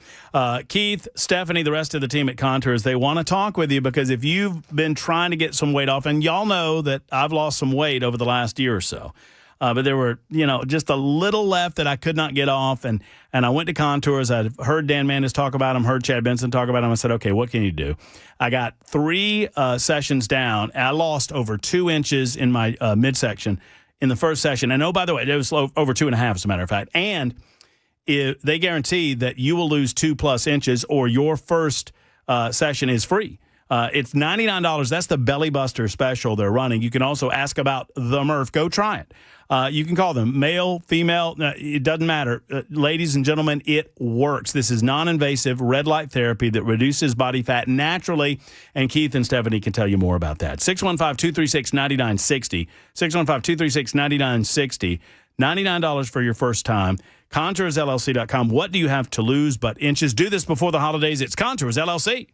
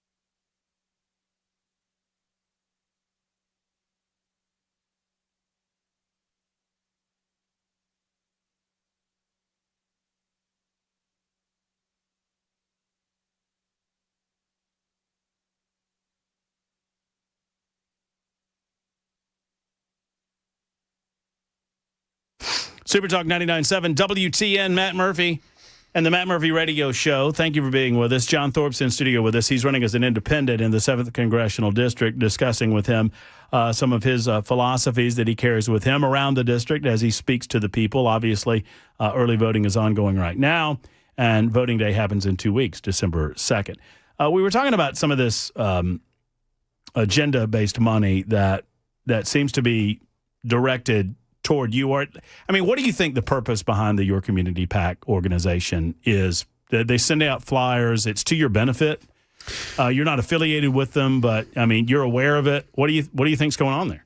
So, anybody with a brain knows that they're trying to siphon votes away from the Republican Party. It's it's very clearly it only has me and Matt Van Epps on the mailer. It's got a bunch of check marks that imply that I'm the better candidate on there, a bunch of red X's under Matt's name. And so I think they're going after the people who are maybe a little disillusioned, maybe the ones that are not entirely sure that they want to vote for a Van Epps because of some of his stances. There's been a lot of backlash on that Epstein thing that keeps running around. Again, there's even a lot of people that are just upset at the party in general because of there's a larger split that's happening, I think, in both parties, where they're upset once again at not being heard. They're talking about things that are not necessarily relevant for the people and in general. It's not about the tariffs, transparency, wars, all these things that they on the Republican side, I think, elevated Trump into office to solve. A lot of them have not been followed through. I mean, it kind of goes to my next question. What you said earlier that you weren't a Trump guy. Specifically, why aren't you a Trump guy? Well, again, I think we should be voting for a person, not necessarily voting for the lesser of two evils. He was definitely the lesser of two evils at the last election, but I don't agree with a lot of what he has done or has stood for. I think he dropped the ball very, very massively with the COVID response, and he'd said that he was going to, clean the swamp, and I don't think he'd ever really addressed that. Yeah, but you didn't vote for him the first time. Correct, I didn't either. Correct, but that sets the stage for what he's going to do the second time around. You understand that? I mean, some people, it causes them a little pause that you haven't seen a single candidate in the last 25 years. No, that's not true. Ron Paul, I would have immediately fit to vote for. I would have voted for Ron Paul. I would have voted for RFK Jr. You said you haven't voted for anybody in 25 years. Correct. So there hasn't been a candidate on the ballot in the last 25 years that you believed in enough to vote for. Well, there probably were at the local and lower levels. But you didn't. Yeah, But you're asking people to vote for you. Why are you better than the last 25 years in your political experience? Oh, I'm not. I am just like them. I am a disillusioned voter. I am asking them to vote basically for themselves. I sat there in my hotel room in Denver watching the news on this continuing resolution and again echoing the sentiment that I've been having for 20 plus years of somebody needs to step forward and be better than these clowns that are running the show. And I looked in the mirror and I said, well, why not you? So you, in your estimation, you're a better candidate than Donald Trump. Sure. I mean, I'm not running for president, but I understand. But because Donald Trump did not meet that bar, but you believe you do. Yes. Why? Honesty, transparency, fiscal responsibility, accountability. Take your pick. Okay, so let's do the transparency thing then. How did you select your website designer? I didn't. My campaign manager did. Are you familiar with the background of your website designer? Nope. Don't really care. You don't care? Nope. It's a leftist organization. Okay. That has only, outside of you, to my knowledge, supported leftist candidates. Okay. That doesn't bother you? No. Why should it? I'm just wondering who picked them? If they are qualified at their job, then I don't really care what they do. Do you care that Amazon? Do you use Amazon or Walmart or Apple? Yeah, no, I don't go to all Walmart, these companies do all kinds of things that we don't necessarily agree in. But if they're good at what they're doing, tell me how you picked your website designer. Again, I didn't. Who did again? My campaign manager. Who's your campaign manager? What does that matter? His name is Austin. Austin what? Austin Campbell. Austin Campbell. Uh-huh. How did Austin Campbell pick your website designer? I don't know. I imagine he looked at a number of people. He probably had word of mouth, some referrals. That's generally how. Do you find there's not a whole lot of people in political landscapes that? So we've got a leftist organization, mm-hmm. Your Community PAC, that's spending hundreds of thousands of dollars supporting your candidacy, mm-hmm. And then I find out that the person that designs the company that is designing your website, I can tell you who it is. Next Gen. It's Next Gen, but the woman that owns Next Gen is a woman by the name of Gabriella Saligia, mm-hmm. or Saligia, who is a leftist organizer out of Wisconsin. She's a socialist. Okay. And she's the one that you picked to design your website, and I'm just wondering how that selection happened. Well, see, everybody talks about how Trump plays 4D chess, but I've actually been playing 9D chess. 3 months before Mark Green announced retirement, I decided that I was going to throw my hat in the ring and run as a Republican, just pretending, knowing that in 3 months he was going to retire early, and then I was going to switch to an independent, and then I was going to get all this money supported from left-wing organizations to just siphon away votes from Van Epps, who I knew was going to win the primary. Right. So do you realize how ridiculous that sounds? No. I understand you're getting upset. Well, it's but this I'm is not just, getting I'm just upset. asking a question. It's silly. How you decided to pick a leftist socialist to design your website when there's 1,000 different website designers. They were available out there. and they did a good job. Do you believe that there's a difference between Afton Bain and Matt Van Epps? Oh, sure. Who's the preferable candidate if you were not in the race? I wouldn't vote for either one of them. It's not the question I asked you. Who do you believe is the preferable candidate? Obviously, you wouldn't vote for either of them. John, you haven't voted in 25 years. Well, there you go. I mean, why? I mean, why would anybody vote for you when you haven't seen fit to vote for any candidate for political office? Because once again, in 25 years, I'll tell you, because the candidates that are good, the Ron Pauls, the Jody Barretts, I would have voted for Jody Barrett. Didn't Ron Paul? Wait a minute. Hang on. No, I'm trying to. Didn't Ron Paul run in a primary as a Republican? Yeah, he did. And you didn't vote for him? I was not voting for him in the primary. I wasn't voted. I wasn't registered as a Republican at that point in time. You said you would vote for Ron Paul. Yes, I would have. And Ron Paul ran as a political candidate during that 25 years of time. Not in the general. He ran as a primary candidate? He didn't run in the general. I couldn't vote for him. I'm not asking you about the general. I'm asking you about the primary. Okay. I would have voted for him, yes. But you didn't. He ran. You're right. I wasn't registered as a Republican at that point in time. I was an independent. But you didn't see fit to register because Ron Paul was in the race. That wasn't important enough. I was already registered. What? You just said you weren't, and now as you're a saying Republican. you are.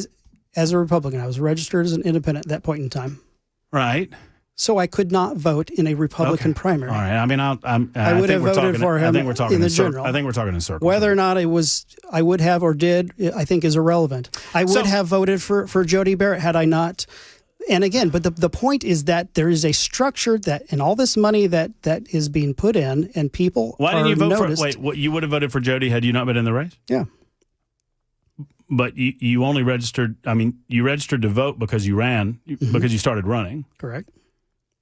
Well, that doesn't. We're playing hypotheticals. That doesn't make any sense. You brought it up. I didn't bring it up. You brought it up. You said I would have voted for Jody Barrett. I didn't bring any of that up. You did, because you said you wouldn't vote. You're saying there are no candidates anywhere that you would ever vote for.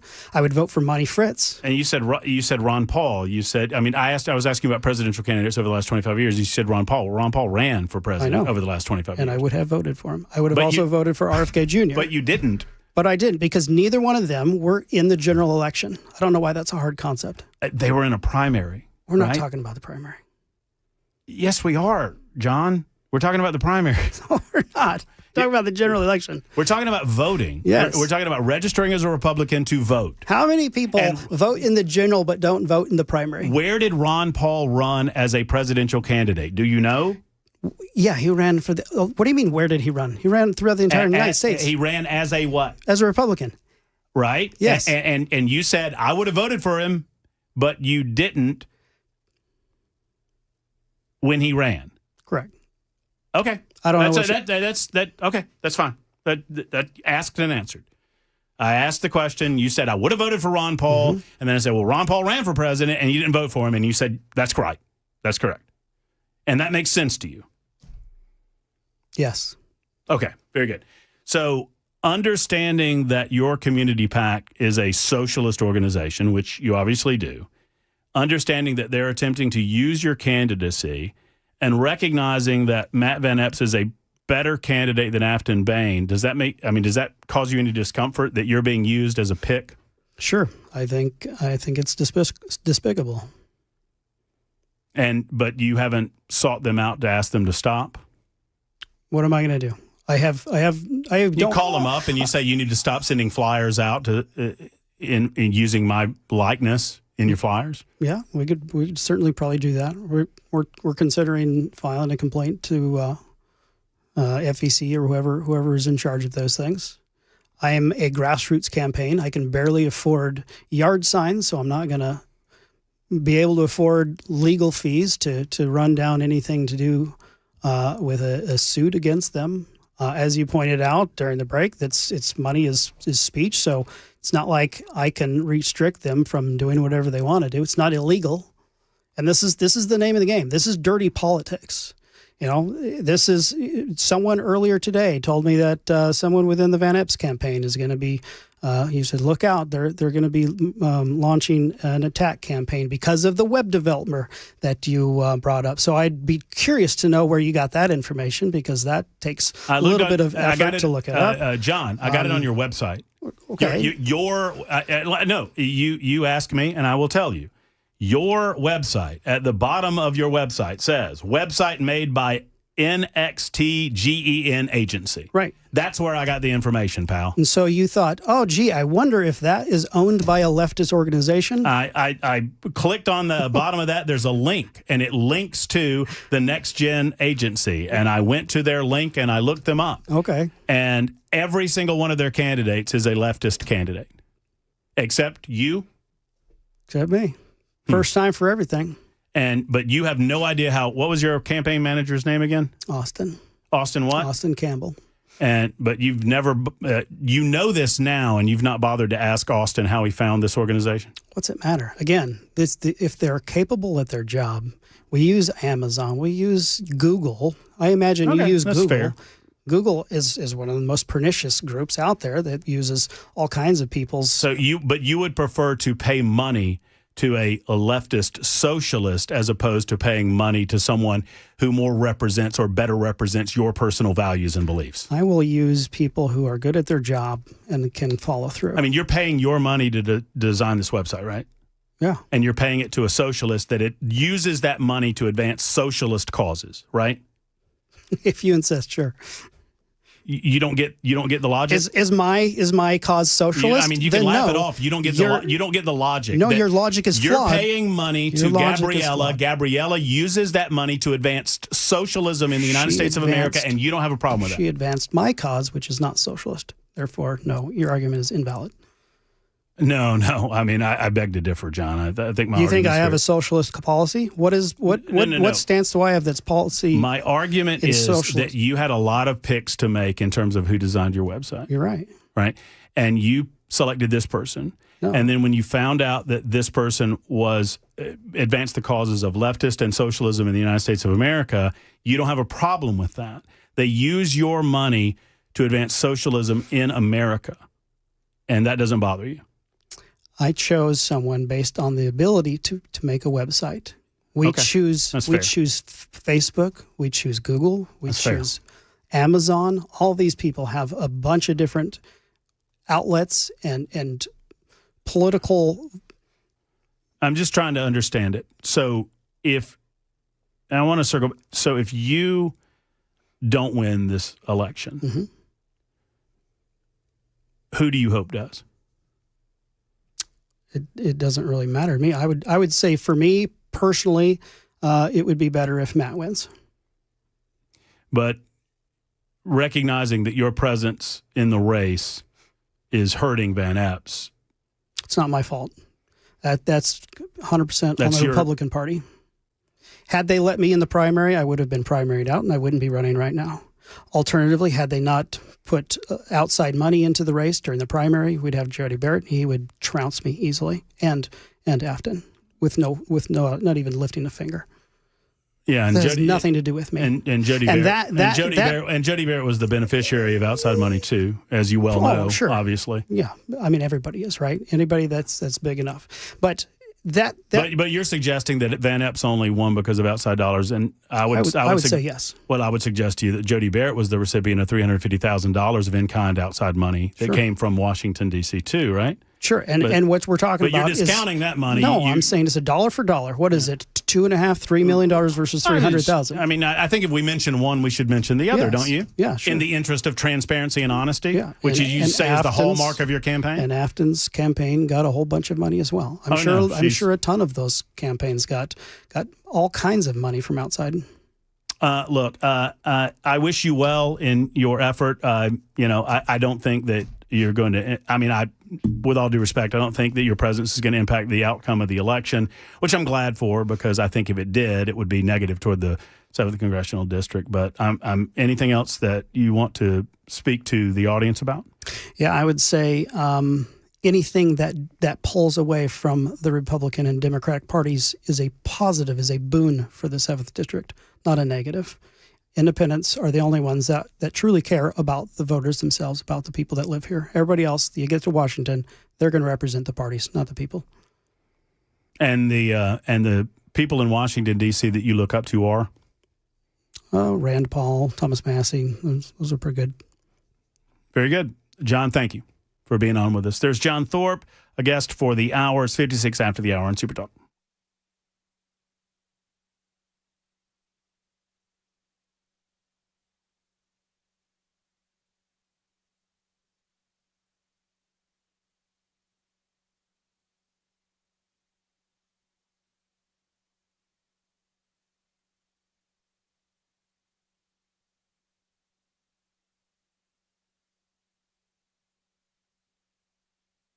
You know, I have a place for European auto repair that doesn't feel like European auto repair. It's Matt Murphy to talk to you about Aaron Stokes and his incredible Eurofix. Not your typical greasy garage. Waiting rooms are clean, comfortable, and inviting. Spotless service areas as well. Eurofix cares about everything from how you're treated to how your vehicle's treated. Every repair comes from rock solid, with a rock solid, I should say, 3-year, 36,000-mile nationwide warranty on all repairs that your Eurofix performs. Plus, you get a rental car available at every appointment. You don't have to put up with dealer prices. Everything about this is a win for you. Locations in Nashville, Franklin, Belmead, Murfreesboro, and Mount Juliet. Call 844-EUROFIX. That's 844-EUROFIX. Or visit myyurofix.com. That's myyurofix.com for our friends at Eurofix.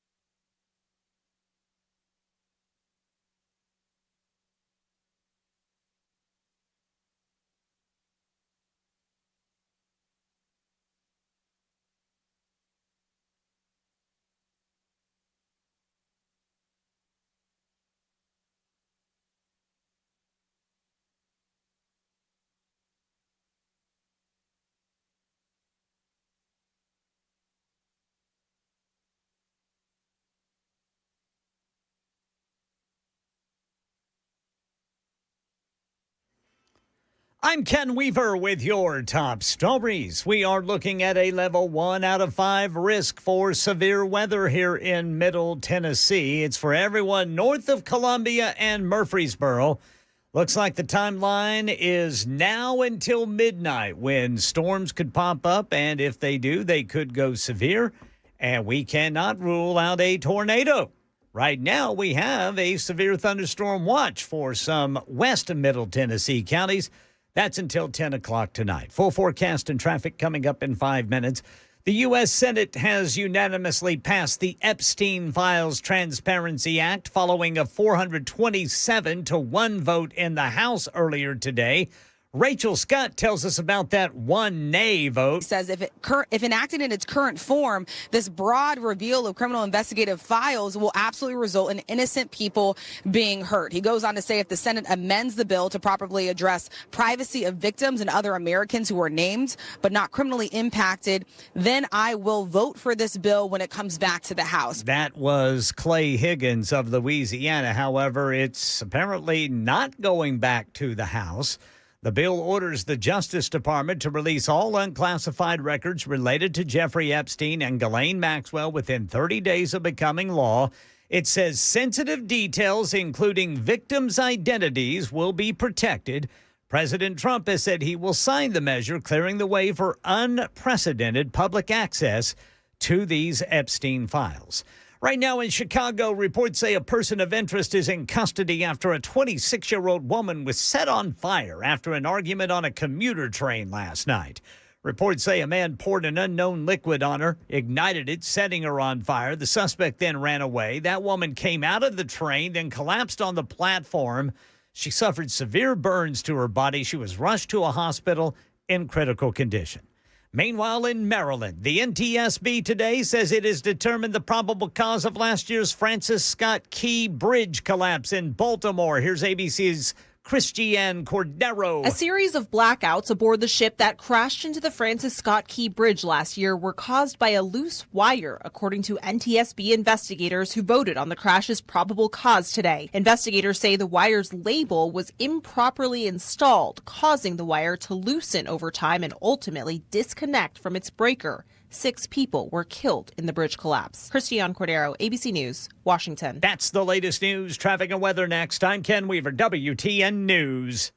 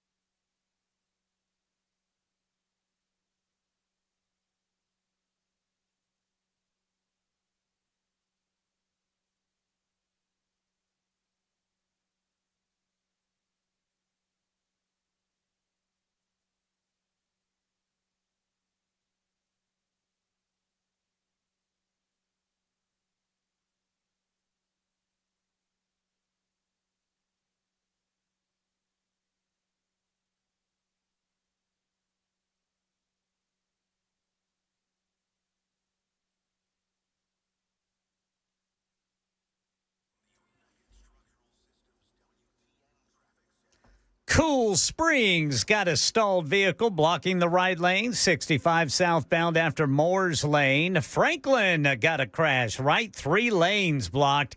That's going to be 65 southbound before McEwen Drive. Now, if you're still trying to get out of downtown Nashville, just know it is complete stop and go. Eastbound 440 over to 24. Eastbound South Loop over to 65. Then northbound North Loop up to the northern split. Westbound 40 is complete stop and go over there to Fessler's Lane. I'm Ken Weaver.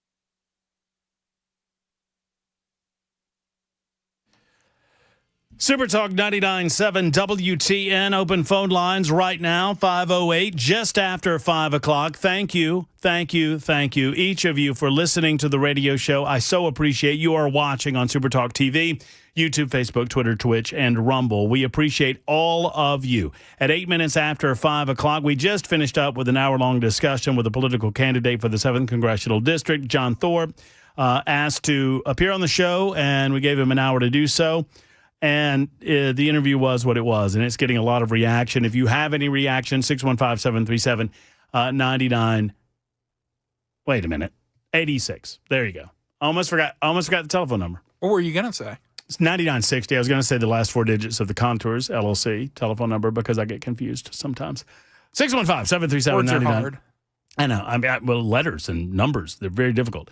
615-737-9986. Let's see. There are, like I say, many reactions, but none more vociferous, I guess you will. Ooh, big word. Yeah, than 5175, who says, instead of respecting John for his effort to bring ideas and options, you get your combative attitude tuned up for absolutely no reason other than you need to show, I guess it is, your debate skills. Man running for office, all odds stacked against him. Jesus H, Matt, I have to turn you off. You got a long way to go before you're a good radio host. You're right, I do, and I understand that I do. I understand that I am far from perfect, and I get my dander up from time to time. Here's what I'll say about the conversation that we just had with John Thorpe. John Thorpe has not voted in 25 years. He admits that. He just registered to vote when he decided to run as a Republican in the Republican Party that he said was broken and a part of the problem. So make it make sense for me that a man who sees the Republican Party as a part of the problem decided to run as a Republican after not being a Republican nor voting for any Republicans over the last 25 years. Secondarily, he said he would have voted for Ron Paul. Well, he had an opportunity in a primary to vote for Ron Paul, if I'm not mistaken. I don't know. I wasn't in the state of Tennessee, but he was on the ballot in the primary when he ran where I was, and he had that opportunity to vote for Ron Paul, but he chose not to because he didn't vote in primaries. But you don't have to be. I mean, we're an open primary state, so all you have to be is registered to vote in order to do that. You don't have to be a Republican in order to do that. One way or the other, I would say this. A lot of that did not make any sense. Add to that, a little bit of internet sleuthing, and you'll find out that there's considerable money coming in from an organization called Your Community PAC, which traces its roots back to George Soros, that is spending money on behalf of John Thorpe.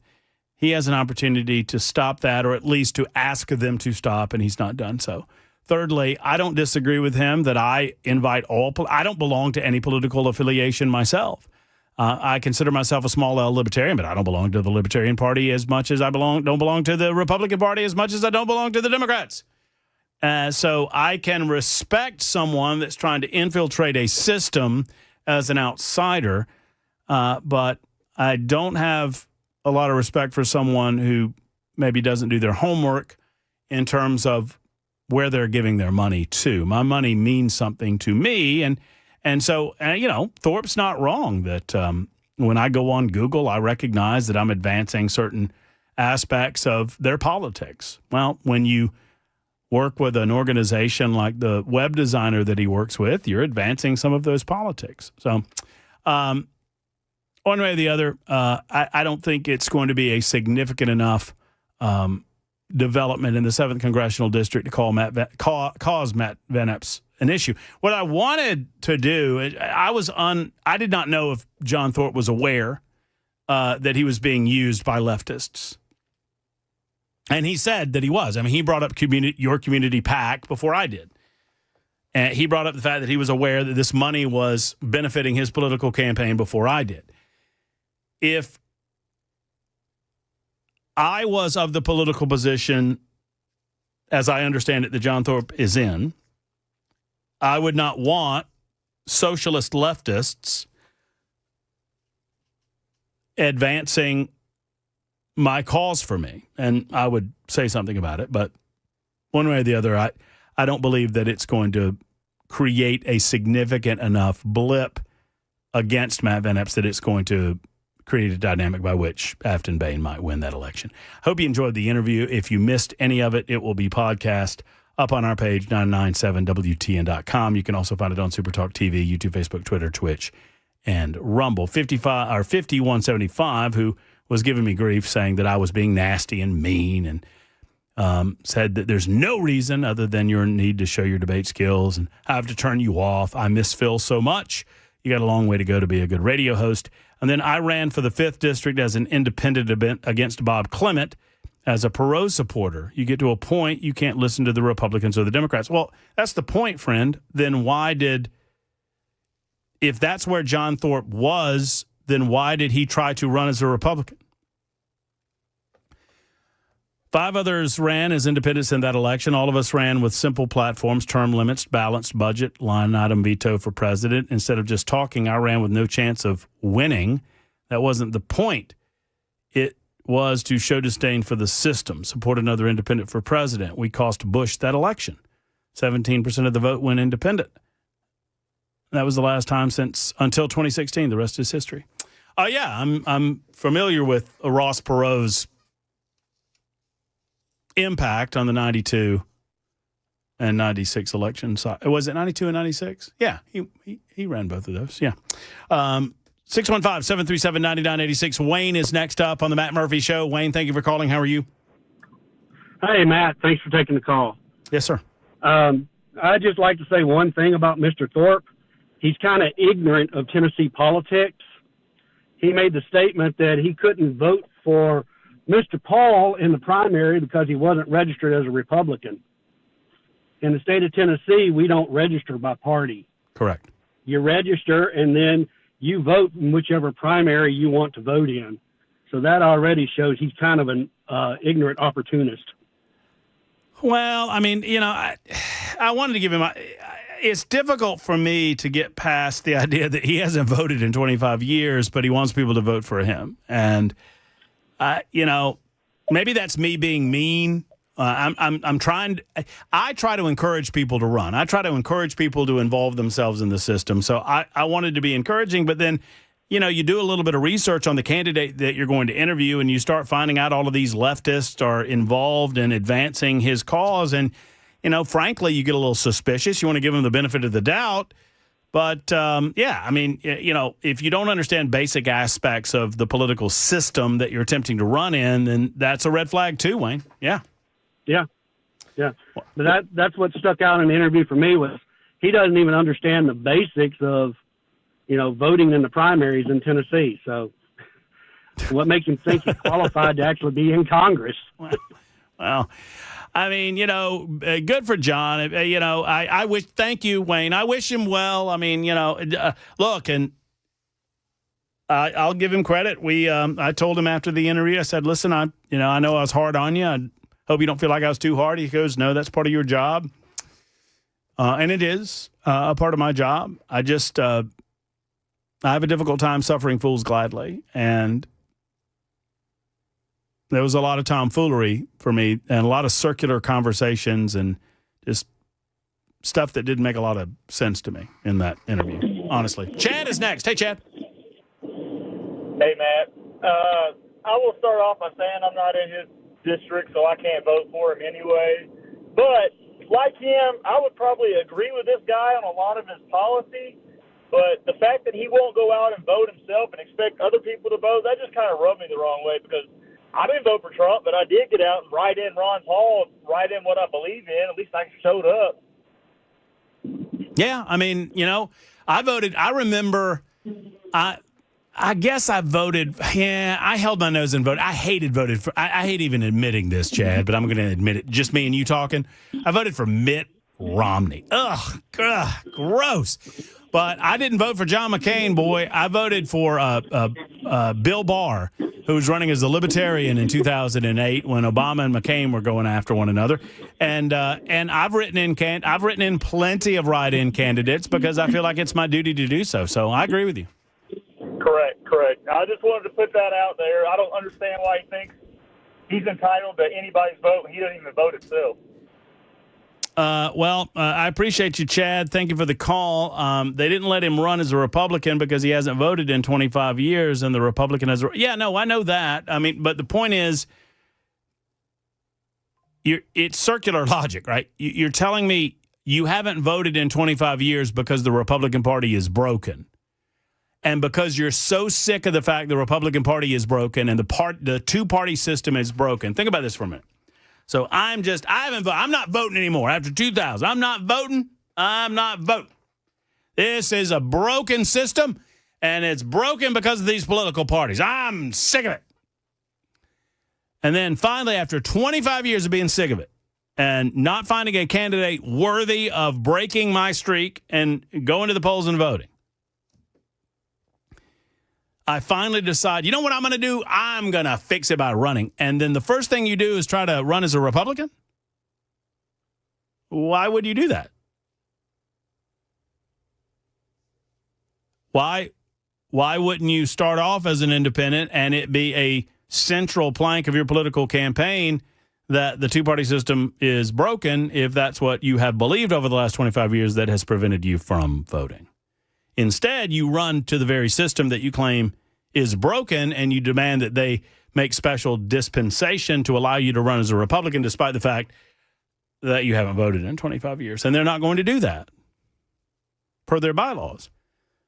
So you get out of that race and run as an independent as a foul or a foil. Larry is next. Hey, Larry. Hey, Matt. Thanks for taking my call. How you doing, brother? Hey, I'm still above the daisies, man. That's a good day for me. Yes, sir. Yes, sir. Good to hear from you. Well, now I'll share this real quick with you, too. My former next-door neighbor, who was the Bad A Apache pilot, him and his new wife brought me over a whole big casserole dish, man, of homemade lasagna night before last. They just showed up. Homemade. Oh, my goodness. I mean, just knocking on my door and How was it? And there they are. Was it good? Oh my God, it's still good, man. I think if I got a day to live, I want a big old thing of lasagna. I love it. Absolutely love everything about it. Yeah, I mean, it may have been even when I had lasagna in Italy. This may top the lasagna I had in Italy. Wow, that's pretty good. But man. Anyway, Mr. Thorpe, I think you actually treated him very well. You certainly did a better job than I would have. All he did was talk in circles, Matt. If you, and just like the last caller said, if you haven't thought enough about the elections to get off your butt and either write in a candidate or go vote yourself or go vote, for somebody in 25 years, who do you think you are to to expect anybody to vote for you. Well, here's my best analysis. And I was, in the interest of disclosure, I was texting Chris Hand, who had him on his show as well, because I try to make sure that, I'm not out of bounds here. I'm not out of line. And I was trying to figure out, is this guy a part of the leftist system that's using him, or is he just a useful idiot? I'm not calling him an idiot, but that's a phrase. That's a term of art. That's so is he just being... And the best I can figure, if you ask me to break him down, this guy was disillusioned by the political system for a long, long time. One day he got out of bed and he decided that he's going to run for office. Hasn't voted in 25 years, hasn't associated with politics in 25 years. He decides he's running for office because he can make a change. He tries to run as a Republican, and they don't let him, and he got butthurt because they won't let him. And that's not the way that any of this works. And so because he's butthurt, he then, post-butthurt, adopted the party system is broken philosophy and decided to run as an independent. And when that happened, then the leftists swooped in and are attempting to use him as a way to try to get Afton Bain elected. I don't think he's a part of the leftist cabal. I think he's being used by them. Well, I'm kind of on the fence about that because we know Afton Bain is getting a bunch of her money from Soros-funded agencies. But for this guy to knowingly use and pay a very far leftist group to set up his website, you couldn't get a high school kid to set up a damn website. Well, and it's not like it's that great of a website anyway that you couldn't get from any other organization, or there's 1,000 of them out there. There's maybe 10,000 of them out there. So, Larry, thank you for the call. I'm glad you're doing better. I've got to run. It's 24 after the hour. You're listening to Super Talk 99.7 WTN.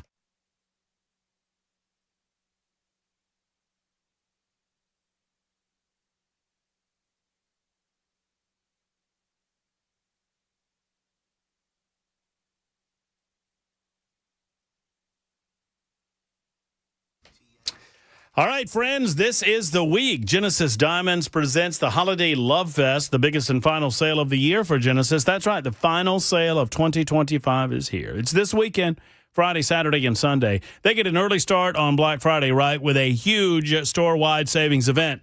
20, 30, even 35% off engagement rings, earrings, pendants, bands, bracelets, you name it, they have it, and they have it for less at this incredible sale. They already have the best prices in town, folks. They do that by cutting out the middleman. Now at Genesis Diamonds, with zero interest financing available on approved credit, you can get that home run, that super home run that she'll be talking about it 10 years from now gift to put under the tree this holiday. Whatever the occasion, do not miss this incredible savings event. Up to 35% off their already amazing everyday low prices. Colored gemstone jewelry, the latest designer creations, diamond classics, or a pre-owned Rolex available to you 3 days only. This sale will not last, and it will not be beat or matched for the rest of the year. Friday, Saturday, and Sunday exclusively at Green Hills and Cool Springs at Genesis Diamonds.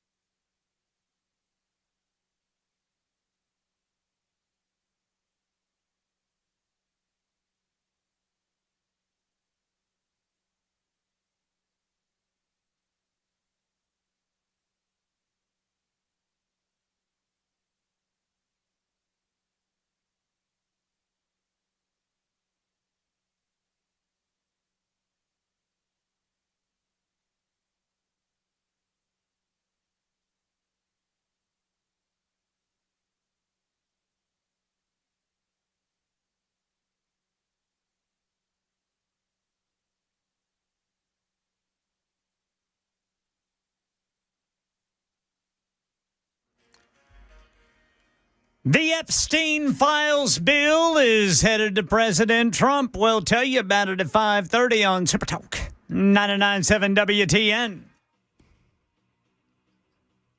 Super Talk 99.7 WTN. My name is Matt Murphy, and this is the Matt Murphy Radio Show. We got nincompoops in the news on the way just after the bottom of the hour news. Plus, let me tell you, Dennis Ferrier, full credit where due. Fox 17 did a piece on a subject we've been talking about from time to time on this radio show, and I want to share some of that with you coming up in a couple of minutes. It's on property taxes in Davidson County. I don't know what the hell the mayor thinks he's doing, but what he's doing is he's shuttering local businesses that have been here for a long, long time, and he's going to, I mean, some of you would suggest that the real Nashville's already dead, and I respect that. I mean, I don't have any disrespect for folks that lament how it used to be and lament how it is today. However, it's ongoing. It's happening right now because of the actions of the mayor and this ridiculous, dare I say, leftist, borderline socialist city council. So we're coming up on that in a minute. In the meantime, 5175 finally says, I was in the original Tea Party. Well, like you mean like Boston Tea Harbor or Boston Harbor? Oh, you guys probably met there, Matt. I was one of the Indians. I was dressed up like an Indian. Some of them dressed up like an Indian. Did you not study in your civics? I was dressed up like one of them Indians. Is that noise really necessary? I can get away with that. My grandpa's Cherokee. I'm Cherokee. I got a quarter of Cherokee in me. So we can all get away with this. You have a go, Jackson. No? I will not do that in a microphone. You don't want to do that? These things live on the internet forever. Yeah, well. You ever met you ever meet a Native American in New York City? You know what they say? How the hell are ya? That's what they say. Super Talk 99.7 WTN. That's what they say.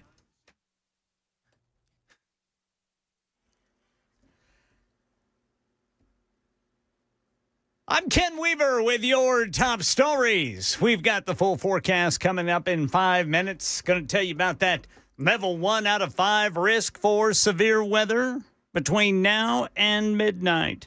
A bill requiring the full release of the Epstein files by the Justice Department is heading to President Trump's desk. The measure passing the Senate this afternoon following a parliamentary move by Senate Minority Leader Chuck Schumer. ABC's Jay O'Brien there on Capitol Hill with more. What Schumer got was the unanimous consent of the Senate that this Epstein bill, once it gets transmitted over from the House, be deemed as having passed the Senate and now cleared the United States Congress. So there will be no formal roll call vote in the Senate where everyone says yay or nay. The Senate has essentially passed this Epstein bill unanimously. So this bill orders the Justice Department to release all unclassified records related to Jeffrey Epstein and Ghislaine Maxwell within 30 days of becoming law.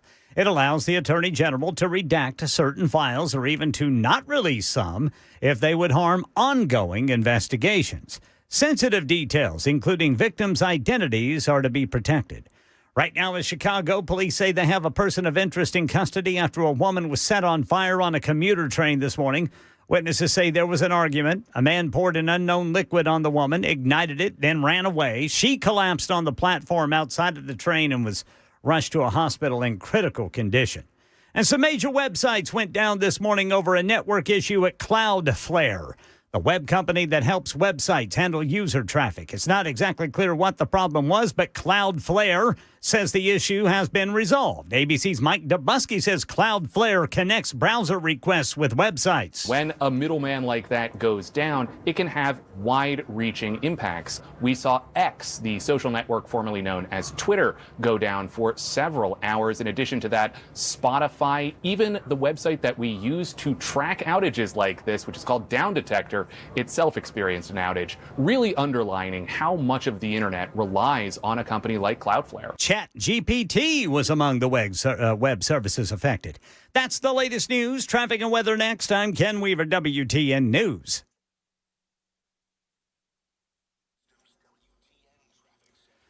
South Side got a crash, 40 westbound at Hermitage Avenue. Berry Hill, 65 northbound at I-440.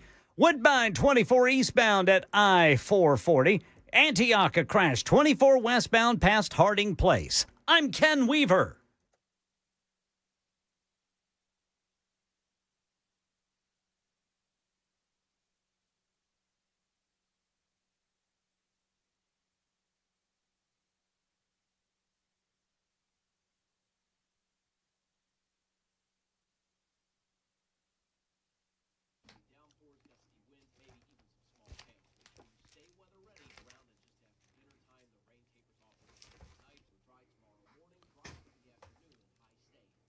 I want you to remember this website. It's easy to remember. PainIsBad.com. Because we know that pain is bad. So pain is bad, add the .com, and you've got the website for the Wellness Institute of Nashville. And remember this, they've been running this incredible $12 Big Daddy Trump special for a while now, and they're still rolling with it, baby, because they want as many people as possible to experience the incredible pain relief that comes from spinal decompression and decompression all over your body. Spinal decompression works, friends. It's worked on me, and it can work on you. I used to have upper back and upper neck pain for every day of my life. And then I received spinal decompression treatment, and it's gone. It's just gone. My lower back's a little bit of an issue from time to time, but I don't worry about it because I've got the Wellness Institute of Nashville in my corner. I love these guys. $12. You get a comprehensive examination, x-rays, well-explained diagnosis, and your first treatment right there in the office. 615-246-5009. 615-246-5009. Go see Dr. Mitch. I made the switch, and I want you to as well. Dr. Ashley there as well. It's the Wellness Institute of Nashville. They have my seal of approval.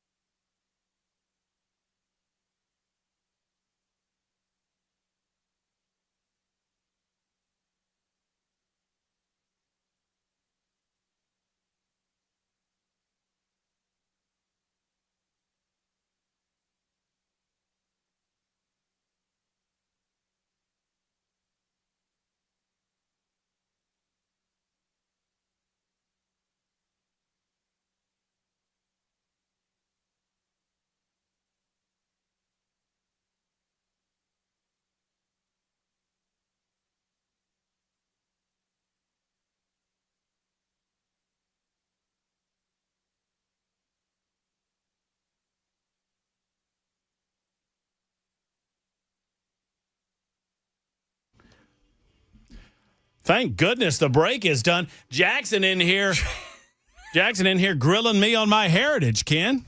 Good gracious. Good gracish. I will get to the bottom of this.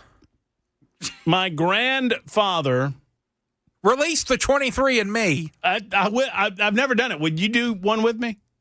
Have you We're ever not done related? That's not. No. Would you do a 23andMe or a similar type of one of those genetic Sure. layout? Have you ever done one?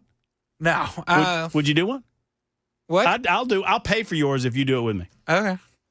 Ken, you in? I'm not doing that. Come on, Ken. No way. You want to know where the Weavers came from? I know where the Weavers came from. Ken's killed people. That's what I just heard.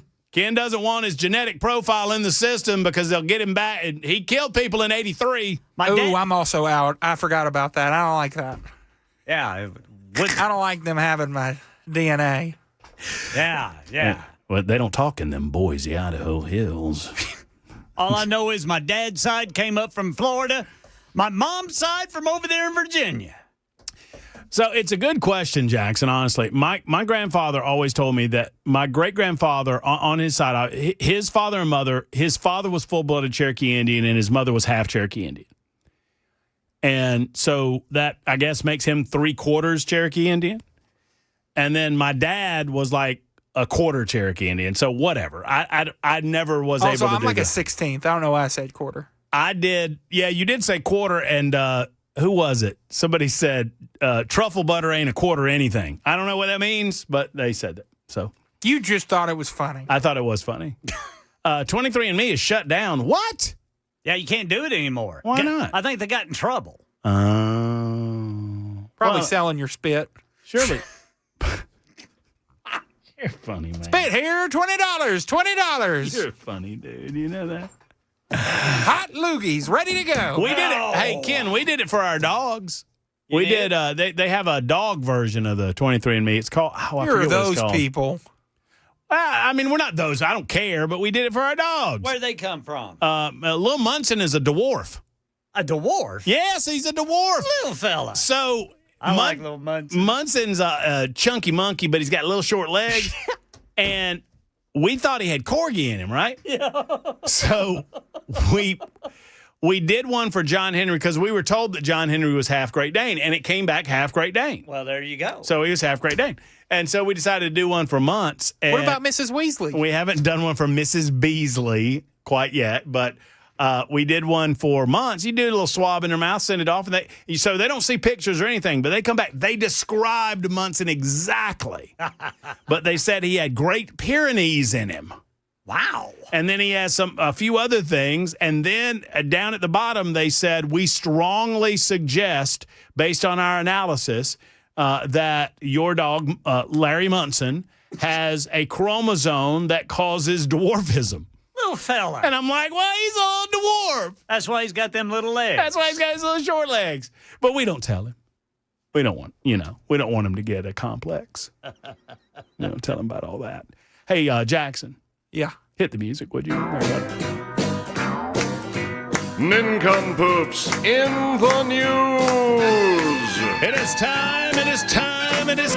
Ken Weaver, Matt Murphy, and Jackson Williams, a.k.a. Jay Willie, a.k.a. Reaction Jackson, and sometimes a.k.a. Trump. Oh, you accidentally cut my microphone off. It is time for Nincompoops in the News. That was not an accident. I know. We've done one thing on this show that annoys you, and I try to be respectful. One thing annoys you, but I don't want to let the audience know it because if they find it out, then it's over, and I don't know what to do with it at that point. Then what'd you just do? I did it again. I can't help myself. I poke it. I poked the butter. You're poking the bear. Don't mess with the butter, the truffle butter.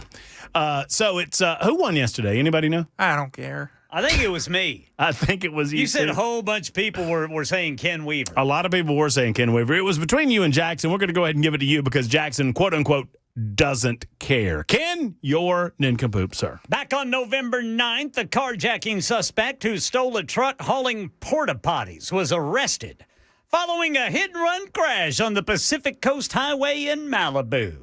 Santa Monica police say that the commercial vehicle, a Ford F-550 truck that had a trailer full of multiple bathrooms as cargo, was taken in broad daylight. Police said one of the portable toilets came loose from the truck and fell onto the road near Sunset Boulevard after a hit-and-run crash. Oh, no. No one was injured during the crash. That's good. Yeah. They found the carjacker almost 2 hours later, running into the ocean. Didn't have any pants on. Covered? Apparently, there in California, they have helicopters that follow all these crashes. Uh-huh. Well, apparently Sky Cow was there as police were taking the man into custody and wrapping a towel around him. Good. He's going to jail. That's tough.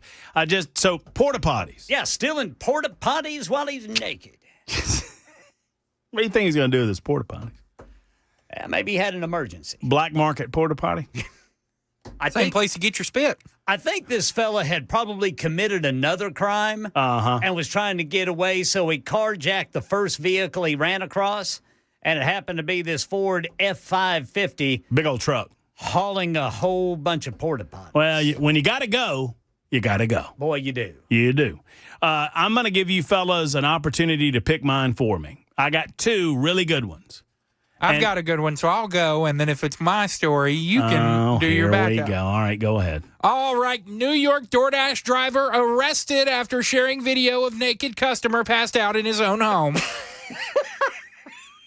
What? An upstate New York DoorDash delivery driver has been busted on felony charges after filming a half-naked customer passed out drunk on his couch, which she later claimed was a form of sexual assault.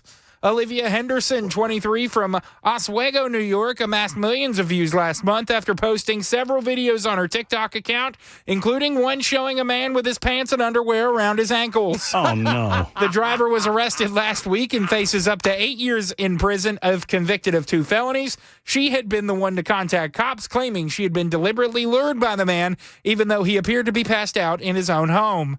My customer requested that the order be left at their front door, and when I arrived at their house, their front door was wide open, and they were within eyesight of the front door, laying on the couch, indecently exposed to me, she claimed in one TikTok video. However, Ring camera footage to the rescue, as it shows Henderson let herself into the man's house, and police have said there is no indication she was encouraged to go in, let alone film.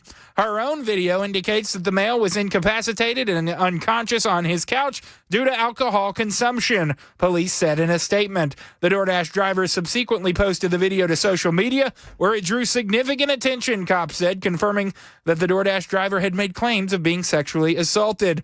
Henderson later also accused DoorDash of deactivating her account for no reason. The delivery service, however, made it clear it had no choice given the video she shared, while stressing it fully supports workers from sharing issues that make them feel unsafe. Posting a video of a customer in their home nude and disclosing their personal details publicly is a clear violation of our policies. The company had said when she was first arrested. It was a minor detail. This is the sole reason that this Dasher's account was deactivated, along with the customers, while we investigated, the company said. Henderson now faces 2 felony charges, one count of unlawful surveillance in the 2nd degree, and 1 count of dissemination of an unlawful surveillance image in the 1st degree. If found guilty, she faces up to 8 years in prison. Wow. Wow. Who among us hasn't fallen asleep while we've got our undershorts around our ankles sitting on the front sofa? I mean, come on. He without sin. Guys' night. Man. I don't know why this inspires me to report this, but I received an earlier communique. From one of our alert listeners that said, by the way, I forgot to tell you fellas, I had some mommy-daddy time with my wife. Yeah. And I 100% yelled, brace for impact. Remember? We told her. My wife thought I was drunk. Remember I told I don't remember what we were doing in Nickaboos, but I told her that next time you have some special alone time, just yell brace for impact. Special alone time. That fella needed to brace for impact there. All right, cryogenic freezing or resignation due to racial slur? Freezing of what? A human being. Let's go racial slur for going 200, Alex. I'm glad you did because this one legit ticks me off. So here we go, Brother Murphy. Des Moines, Iowa, a Des Moines public school, the Des Moines Public Schools has forced an employee to resign or be fired after she reported a student using a racial slur by using the word to explain the student's conduct. According to state records, they indicate that Ann Esslinger worked for the school district as a full-time employee monitoring students in study hall at Lincoln High School until she was forced to resign this past May. Story just coming out this fall. The day before she resigned, she was overseeing students at study hall when one of the students began harassing another student and used a racial slur, commonly referred to as the N-word. According to testimony at a recent hearing on the matter, Esslinger asked the student to stop using the slur and immediately took the student to the Student Services Center for potential discipline. So, kid uses the slur. Y'all with me so far? Yep. She gets that kid out of there and says, let's go to the office. I thought you said Ken uses this. No, not Ken, kid. So, while waiting in the Student Services Center, the student again used the slur. Esslinger instructed the student to stop saying the word, but the student then continued to repeat the word. Esslinger allegedly tried to get the attention of a discipline coordinator to help her with the student. In doing so, she said, I need you out here. Do you not hear him? Do you hear what he's saying? The discipline coordinator appeared not to hear Esslinger or notice the student. And in order to get the coordinator's attention, Esslinger said, he keeps saying, and she said the word. Oh. At this point, the discipline coordinator reportedly walked over, took custody of the student. Esslinger returned to the classroom where she had been working. Later that day, she was summoned to a meeting with district officials and asked what happened. According to hearing testimony, she was told at that time that she would be required to resign or be fired as a result of the incident. My goodness gracious in heaven, the Des Moines public school system, they're a bunch of nincompoops.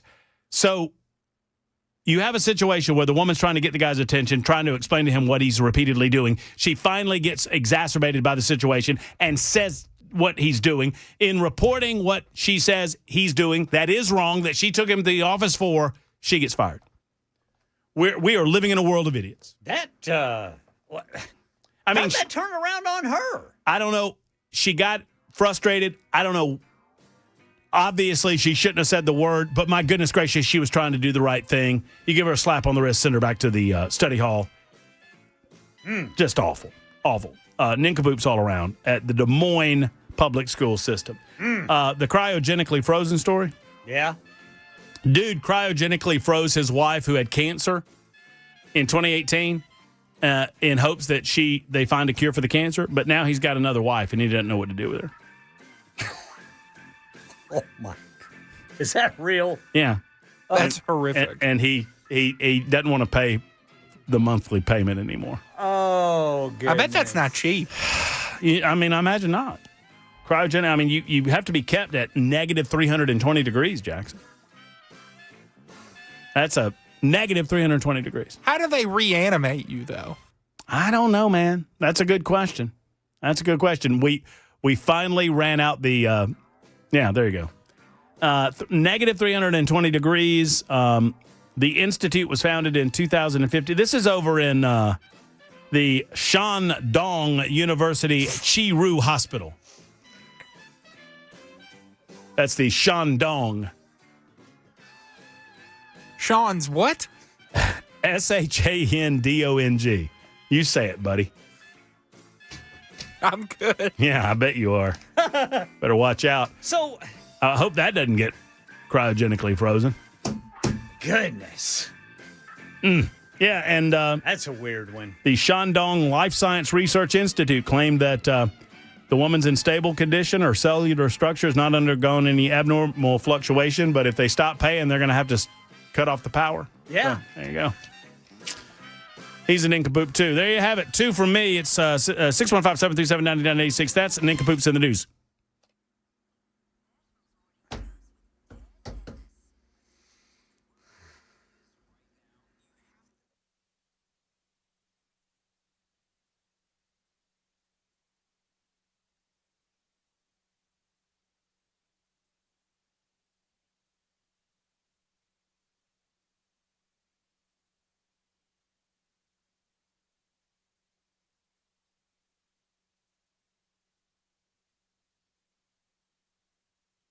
Hello, friends. It's Matt Murphy, and it's sometimes hard to figure out a company that you can believe in when it comes to automobile insurance, or for that matter, home insurance. But I've got that name, I've got that company, and I know who you can believe in. It's King and Associates.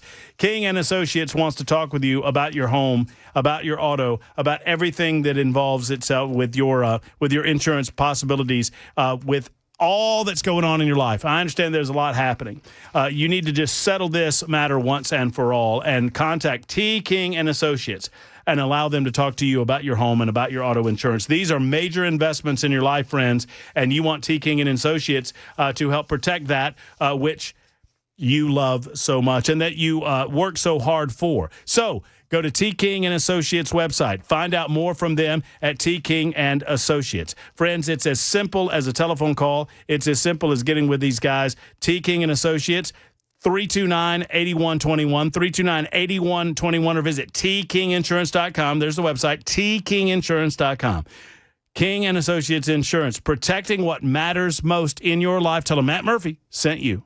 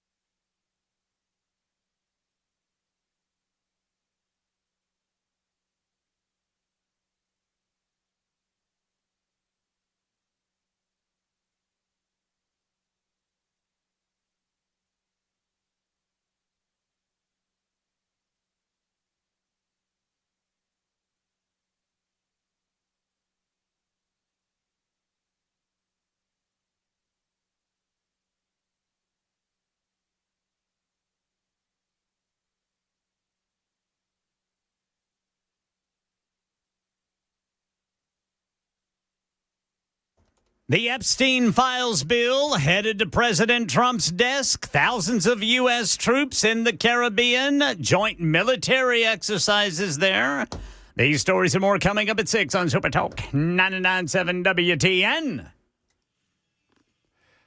Super Talk 99.7 WTN, Matt Murphy and you. We've got news coming up in just a couple of minutes. Still plenty of stories to get to. Also, the eagle has landed, as they say. Kamala Harris has landed in town, and she apparently, I was just sent a video, and I ask a legitimate question. It looks like Justin Jones is transitioning. Watch the video and tell me if you don't think so. I think Justin is just to Kamala's left. The video that I just posted on my social media platform at Matt Murphy Show. I'm not trying to make a joke. I'm a little confused. I'm not making a joke. Y'all go look. See for yourself. What are they doing? Well, they're walking through the crowd. He's got his hair down, got his hands all kind of up like this, looking. And he looks like he's got a nice pantsuit on. I don't know. One more hour to go. What's Kamala wearing?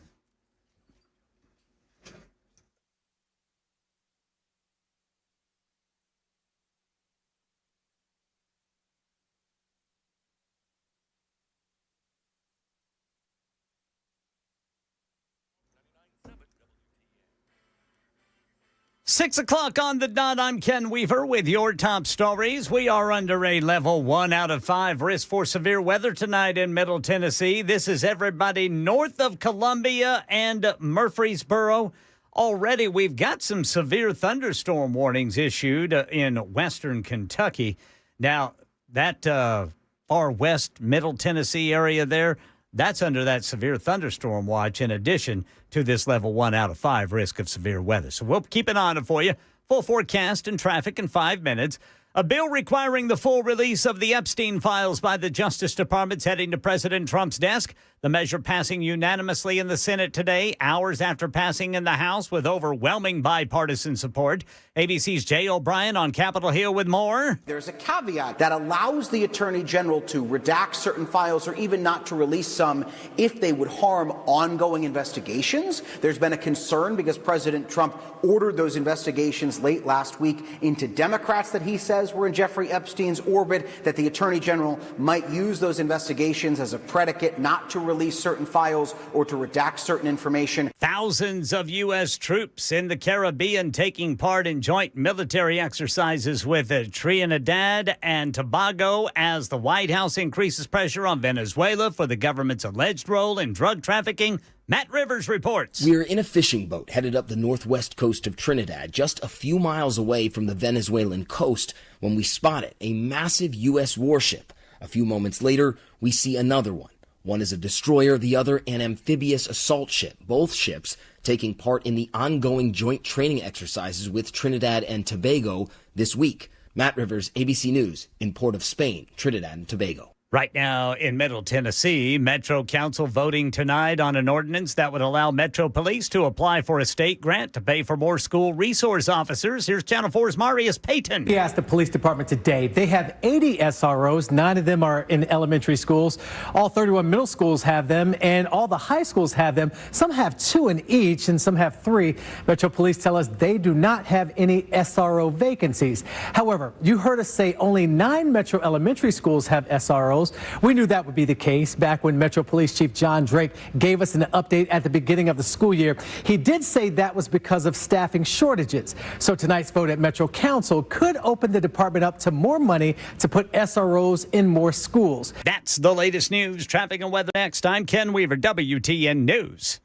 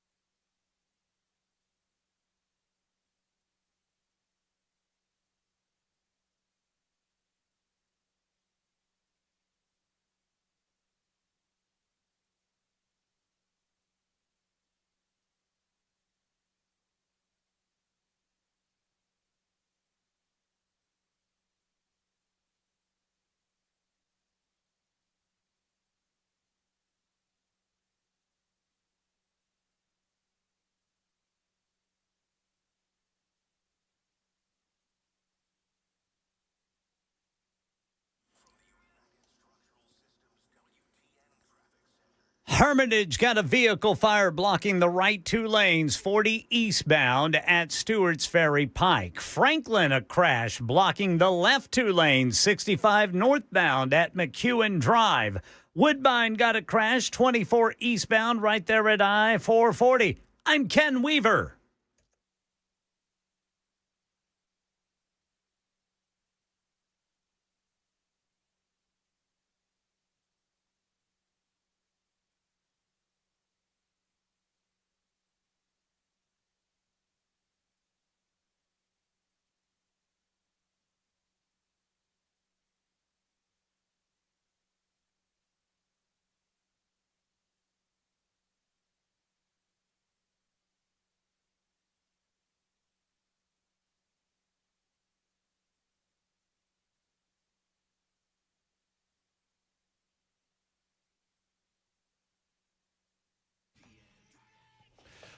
Here we go. It's the Matt Murphy Radio Show, Super Talk 99.7 WTN, just after 6 o'clock, 6:06 to be precise.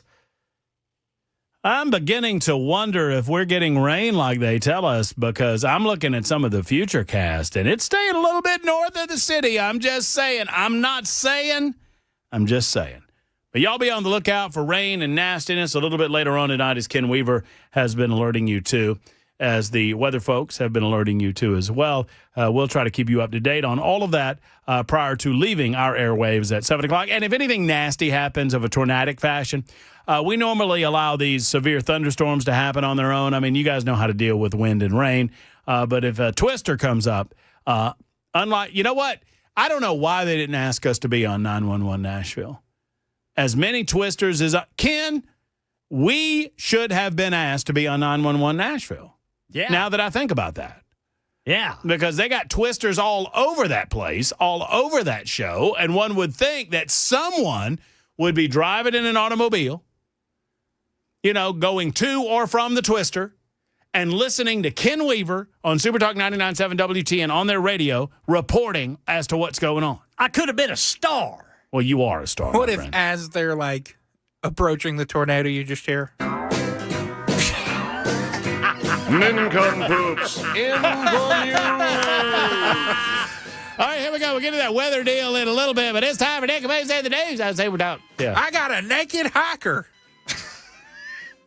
Ladies and gentlemen, this tornado is ripping the clothes off of people. It's a twister. It's a twister. Well, there's a type of twister. You know what I mean? One of those. People's britches are floating away. Flying off. All right, so, we should have been on that show. But one way or the other, if we have that level of weather, we'll be here for you. Otherwise, we'll skedaddle, get out of here at 7 o'clock and head off to Mark Levin. Hopefully, everything is safe and sound tonight. So this just in, little audio, little video from you, Jackson. This just in, here is some video of the former Vice President of the United States of America. Now, look, all I'm saying is, I've never seen old JJ Justin Jones with his hair down, and I'm not trying to be rude, but, I mean, he looks like I don't know. He's got a similar type pantsuit as to Kamala Harris. I mean, they're wearing similar types of clothes. But anyway, if you're watching on Super Talk TV, YouTube, Facebook, Twitter, Twitch, you can see the video. Kamala's got a big megaphone in her hand, and she is telling everybody why she's here. Now, understand, the reason she's here is she's going to a paid event at the Ryman Auditorium. And many liberals are paying large amounts of money to cry about the results of the election and get a copy of her book. More power to her. But here's what she says about why she decided to come on down to Tennessee. Don't let anyone ever take your power or your voice from you. You tell people what you want. You don't let anybody tell you who you are. You tell them who you are. All right, well, that... What? What are we in the 60s? That's pretty good, man. Yeah, do we not have a better form of voice amplification than a megaphone? I want you to listen to what she says, though, Ken. Ken, you got to get beyond. Y'all need to get beyond the mode of verbalization, and you need to get to the message. Get beyond the medium and get to the message. And the message is, don't you ever let anybody tell you who you are. I mean, that's deep, y'all. Let's back it up. Don't let anyone ever take your power or your voice from you. You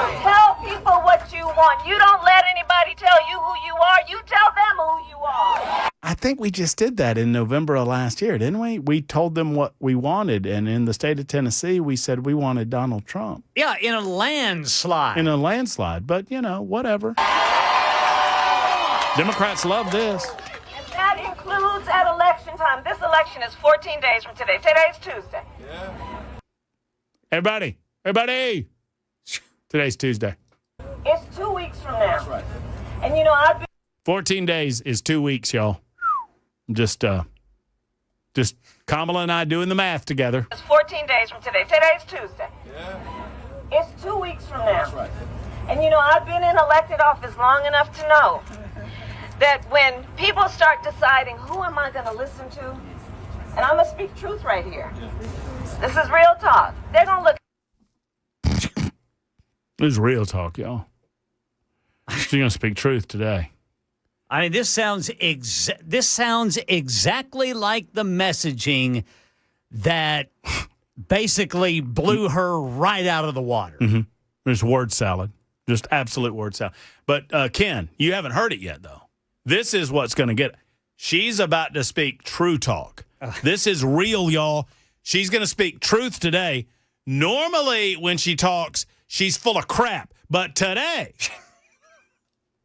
she's going to tell the truth. Here we go. Been in elected office long enough to know that when people start deciding who am I going to listen to, and I'm going to speak truth right here.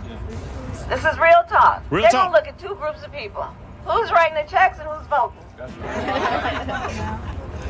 So let's make sure that they understand we vote. That's right. And they need to come here. Yeah. And they need to listen.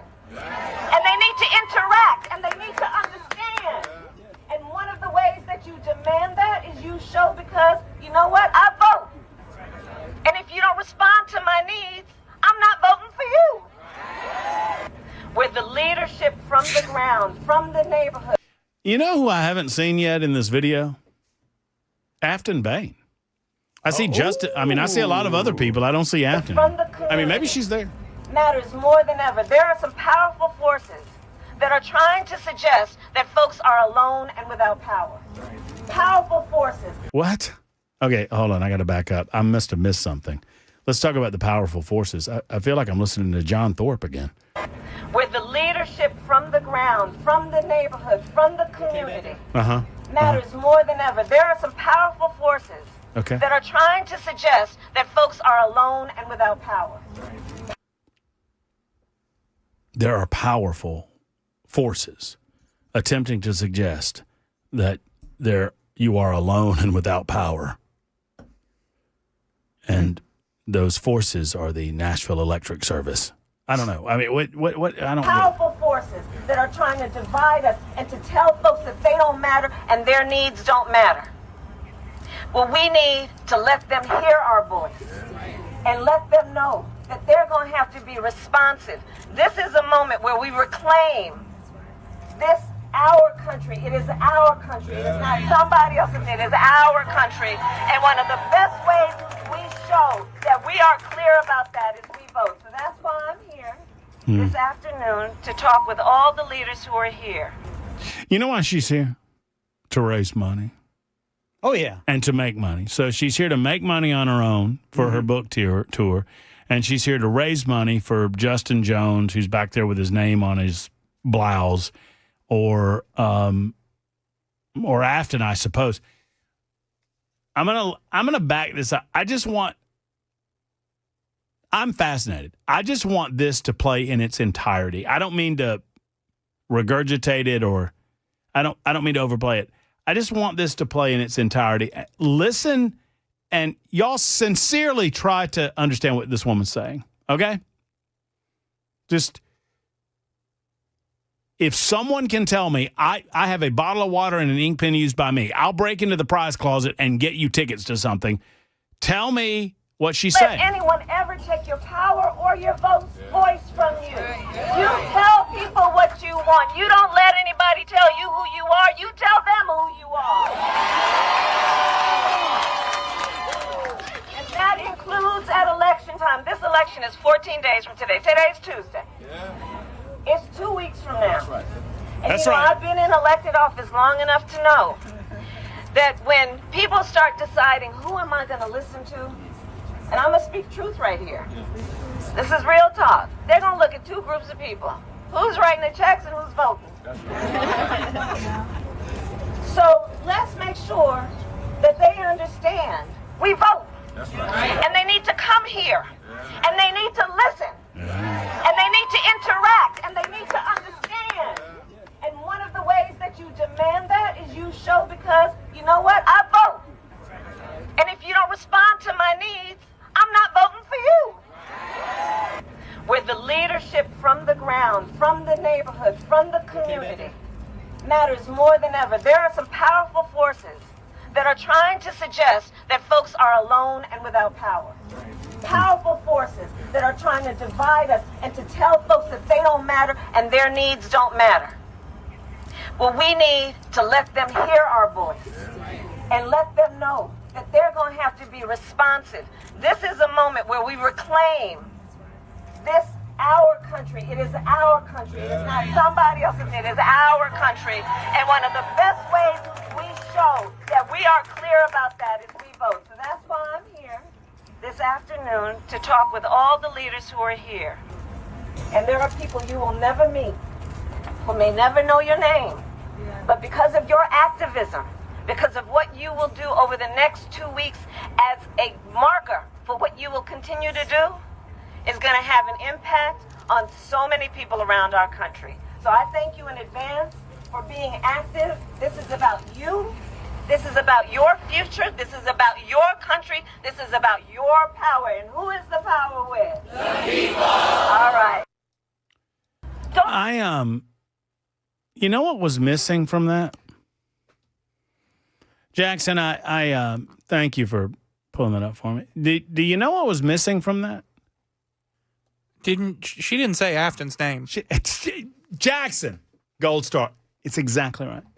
That's exactly what 2 minutes and 20 seconds. She's telling everybody that the vote's happening in 2 weeks. She doesn't say Afton Bain's name once. Why would you not say Afton Bain's name? And I don't see Afton Bain on the stage at all. Maybe she was there. I don't know. I think it's more likely that she couldn't remember Afton Bain's name or doesn't know it. But she knows we're voting. Yeah, I do too. I see on the super chat, on the YouTube chat, that people are feeling dumber. I see on the YouTube page that people are feeling dumber. I see on the super text line that people are feeling dumber. I get it, but you gotta experience a little dumb every once in a while in your life. We'll get some smart coming up in just a moment with Fox 17 and Dennis Ferrier. This report is absolutely fabulous, and it illustrates what I've been telling you for some time now, and that is, sadly, Freddie O'Connell claims, he's from Nashville, right? He claims that he understands what it means to be a Nashvilleian, yet everything that he does as mayor of Nashville indicates that he does not care about local people who have lived their lives here, who have put down roots here, who make their business here, who have used their blood, their sweat, their tears, and all of their capital to invest in a business here, and he's running them out of the city. He's running them out of the county with these onerous property taxes that have gone up 60% in 5 years. 60% in 5 years. And Freddie doesn't seem to care. But he has a message for the people that do. I'll tell you what that message is in a moment. It is almost 6:20. Super Talk 99.7 WTN.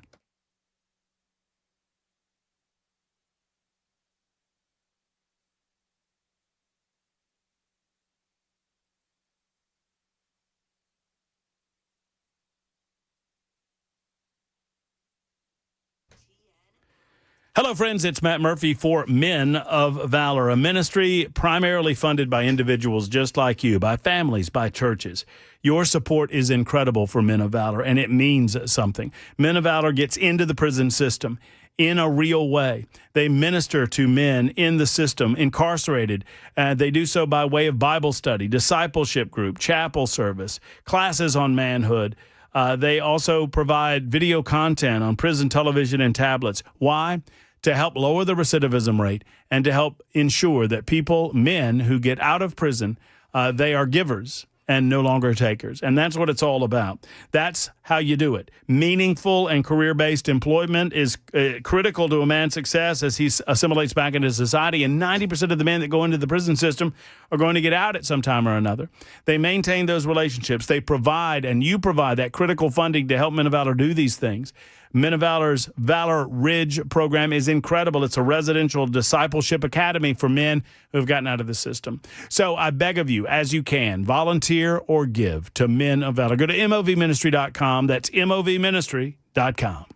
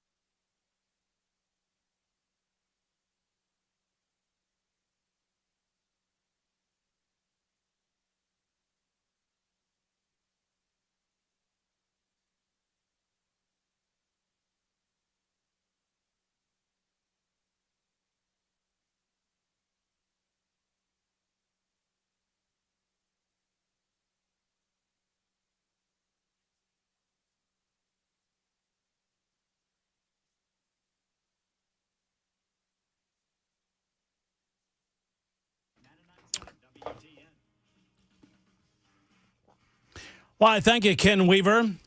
Super Talk 99.7 WTN. Matt Murphy and the Matt Murphy Show continues.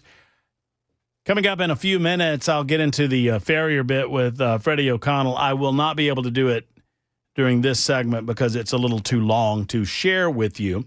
I did hear, by the way, from Afton Bain.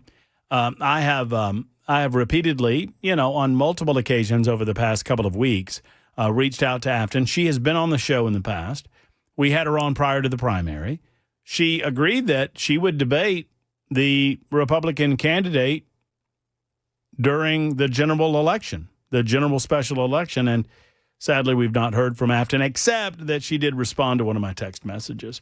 And I just wanted to let you know that, just as we had John Thorpe on earlier today, we are inviting Afton Bain to present herself before the voting public. And I was just getting to the message. I just wanted to share it with you directly.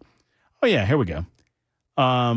Just some of my messages that When are you coming back on? Got to woo the moderate and conservatives if you expect to win, I said. That was in October. Let me know what time might work for you, what day might work for you. I wrote November 5th. I said, anytime this week.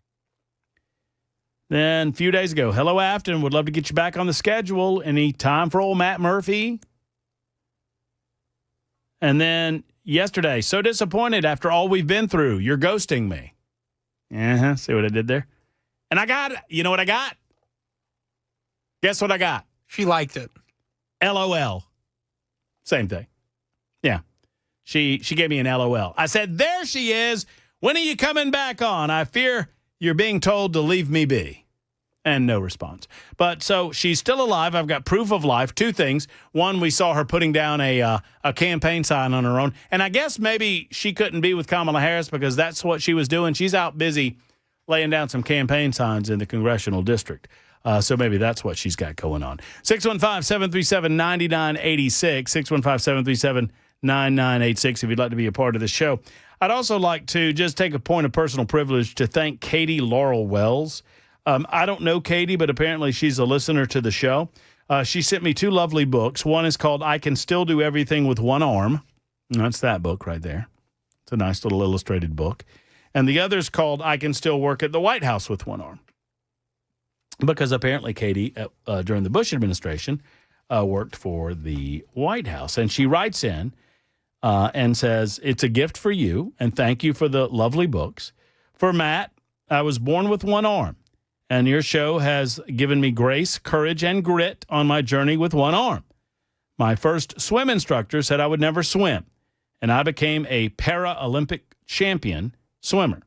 As ever, Katie Laurel Wells. And I just wanted to thank Katie for the lovely gift. We should get her on sometime. She apparently, according to the book, she is a U.S. Paralympic swimmer, competed both nationally and internationally. She competed in the USA National Championships twice, the team trials, or the world team trials, I should say, and is the silver medalist in the 200-meter breaststroke at the 2004 Paralympic swimming trials.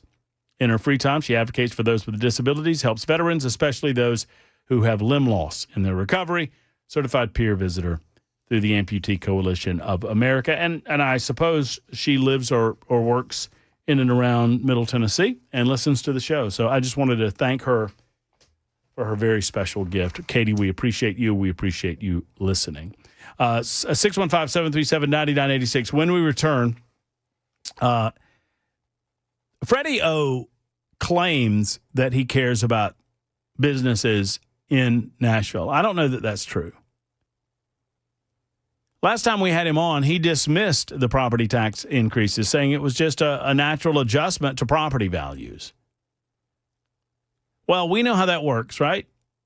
The state does not allow you to allow the amounts to go up. You have to zero that out. So the rates have to go down consistent with the amount of money that you claim the business is or the property is worth.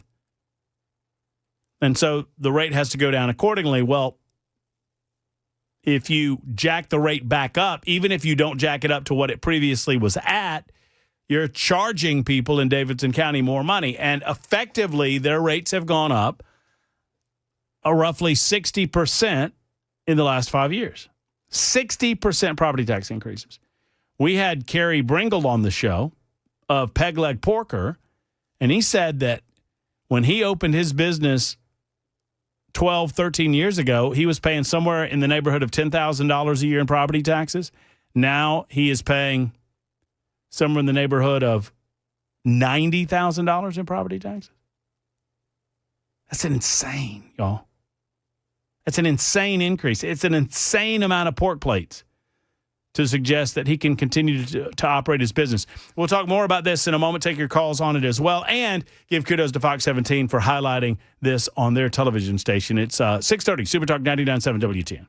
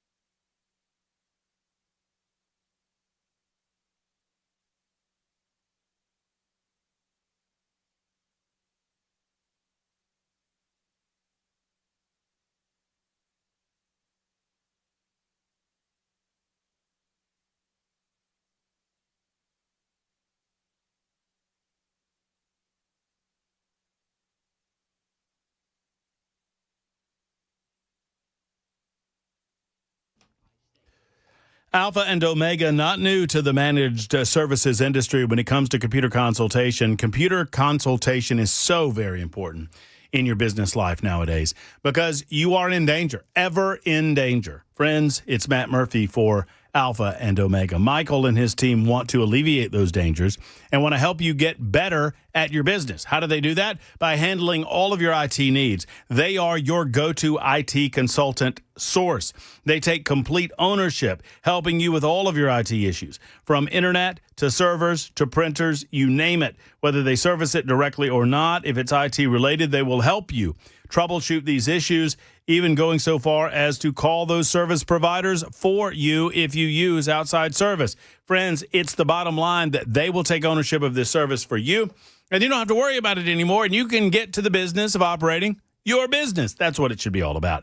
Ransomware attacks are growing every day. Cybersecurity is always important to prevent from cyber theft, from these thieves getting into what's yours and stealing your intellectual property. You need to stop it. With Alpha and Omega, go to ANO.net. If you're a business owner, you owe it to yourself to make this call. 615-784-0096. 784-0096 for Alpha and Omega.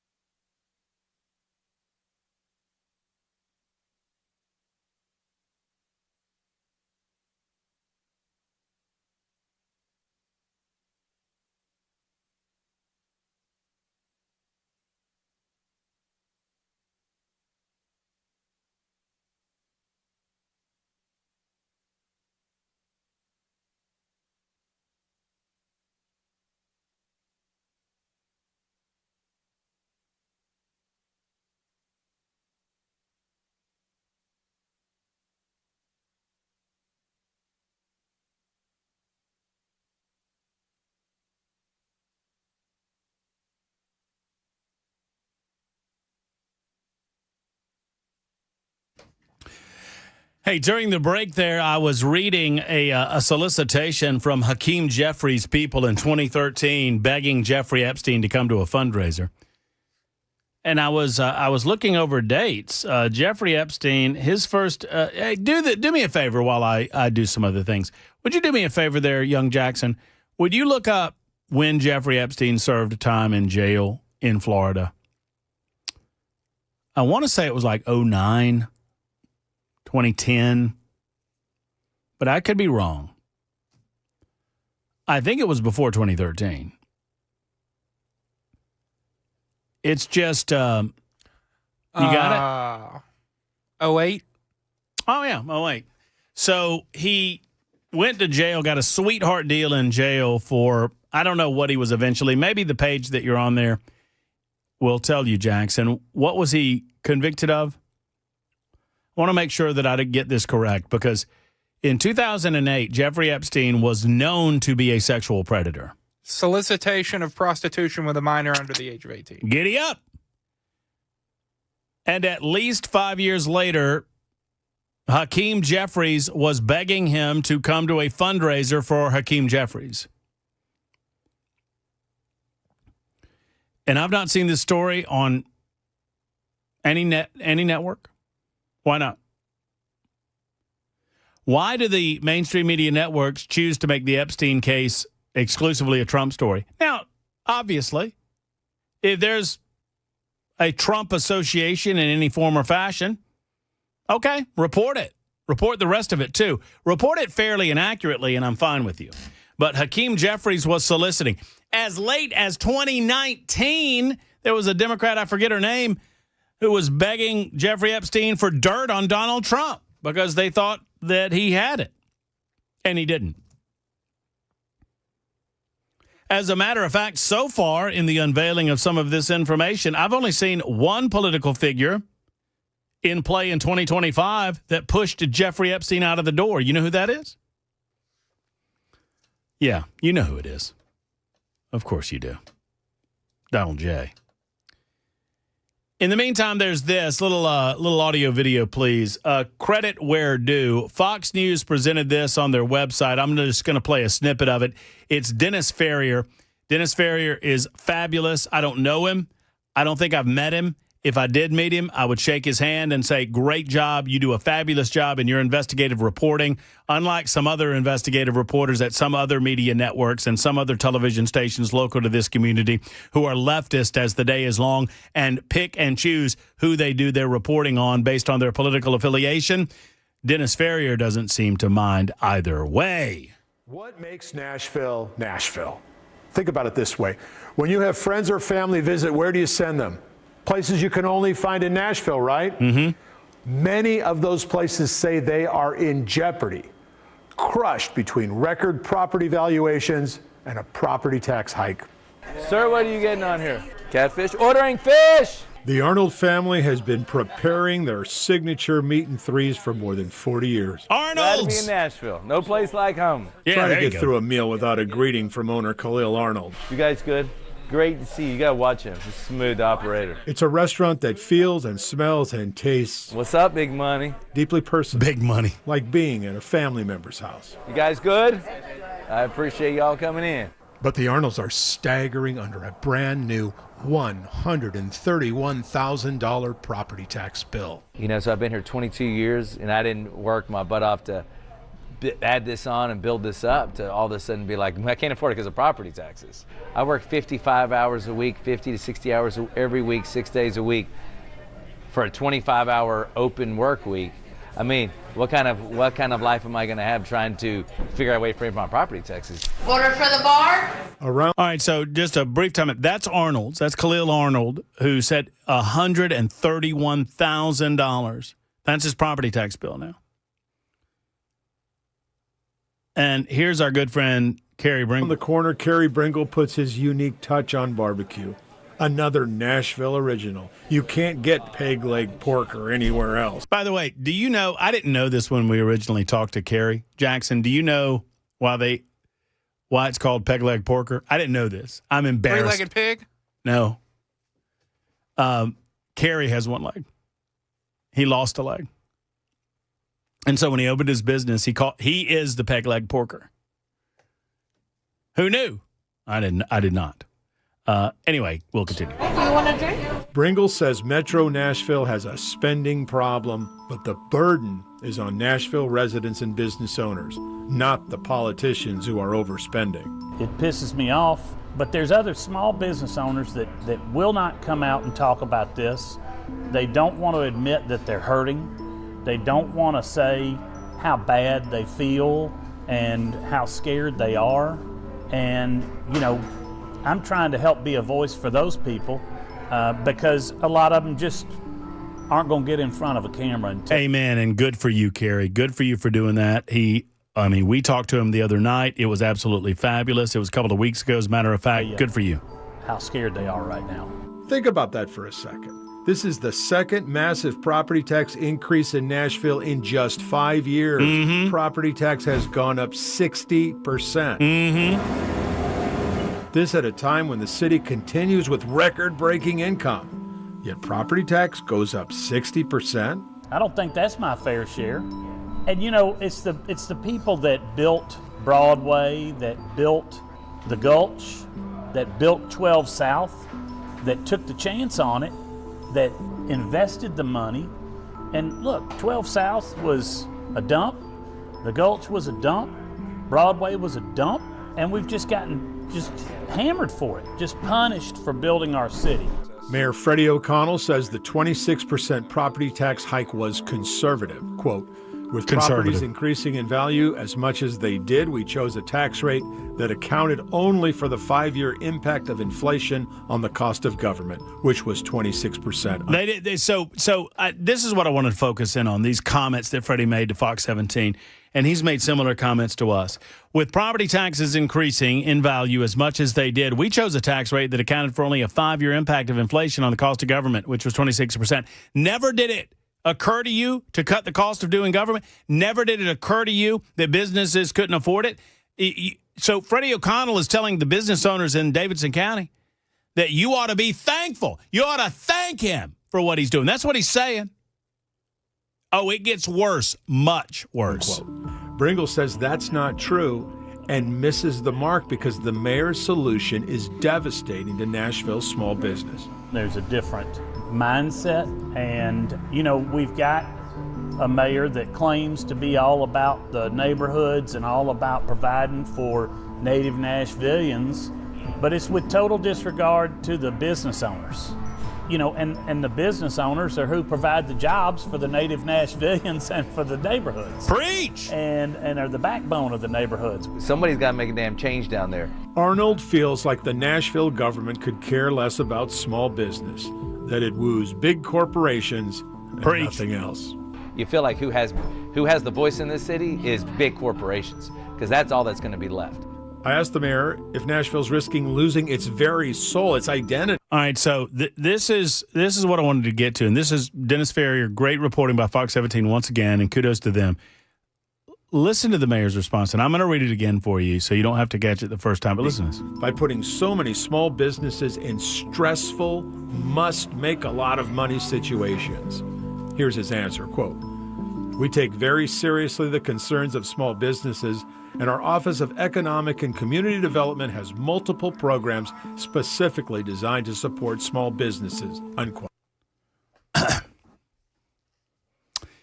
We take very seriously the concerns of small businesses, and our Office of Economic and Community Development has multiple programs specifically designed to support small business. Y'all understand what he's saying there? We want to take independent businesses that want to earn a living on their own and pay their fair in taxes. Fair share is not a bad thing. I hate that phrase, but so be it. And we're going to tax those people so much. We're going to tax those businesses so much that they can't possibly compete. They can't possibly pay the bills. They can't possibly sell enough pork. They can't possibly sell enough meat and three that they can't survive. And then we're going to make them wards of the government because we've got a community development program specifically designed for you, small business. Well, they don't want a handout from the government, buddy. They just want you to leave them alone and not tax them into non-existence. I don't speak for either Arnold's or Peg Leg Porker, but I would suggest that these companies have no interest in a government handout in the form of a program. They just want to pay less in taxes so that they can survive. And why would we do that? Make them pay more taxes to the point that they can't survive so they have to go and beg the government for money? Let's make everybody wards of the state. Why don't we just make them community government-based restaurants? Sheesh. Guys, how we doing? Khalil Arnold would like the mayor to know he has to sell almost 10,000 plate lunches a year just to cover property tax. That's right. That's what he's some good. 10,000 plate lunches a year to cover his property taxes. I don't know how many he sells a day, but that's a lot of lunches. Nourishment. He isn't looking for another government program. He's looking for help. And he doesn't expect to get it.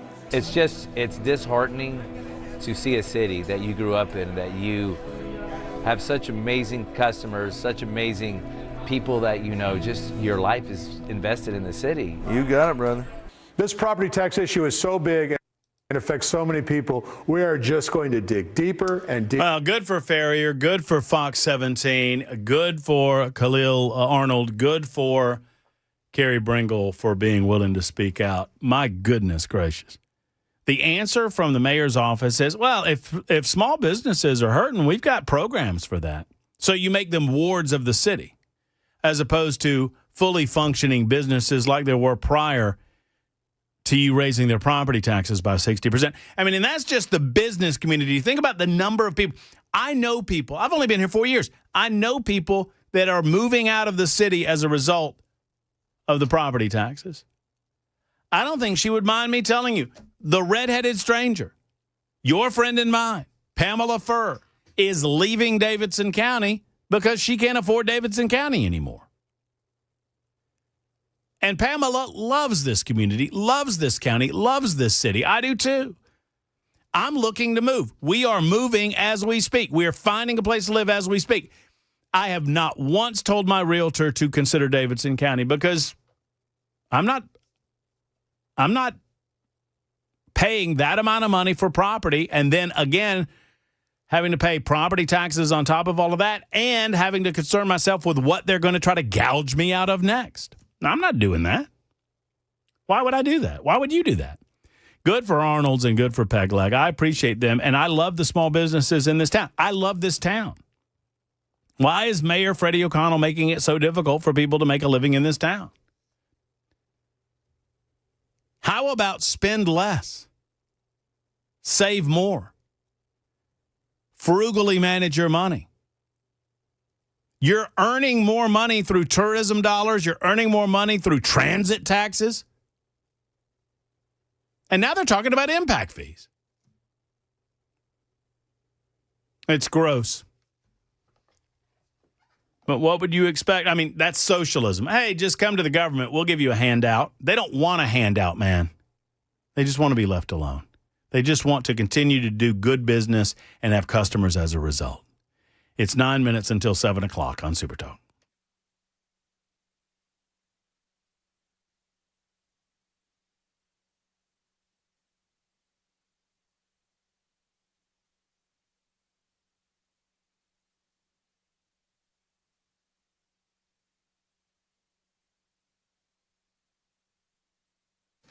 Hello, friends. It's Matt Murphy for USS United Structural Systems. USS is your problem solver when it comes to home repairs like foundation issues, waterproofing issues, and more. USS can come out to your home and give you a diagnosis. If you don't know what's going on, but you feel like something's going on, it's time to call USS. Problem solvers since 1994. Homeowners simply trust USS. They've been keeping homes stable and dry over now. I said almost for years. Over 30,000 satisfied customers at USS. How about that? That's a tremendous testimony to how well they do their work, how good the jobs are, and how people trust them. And homeowners simply trust USS. Call 615-488-7855. 615-488-7855 for our friends at USS online at USSTN.com, USSTN.com.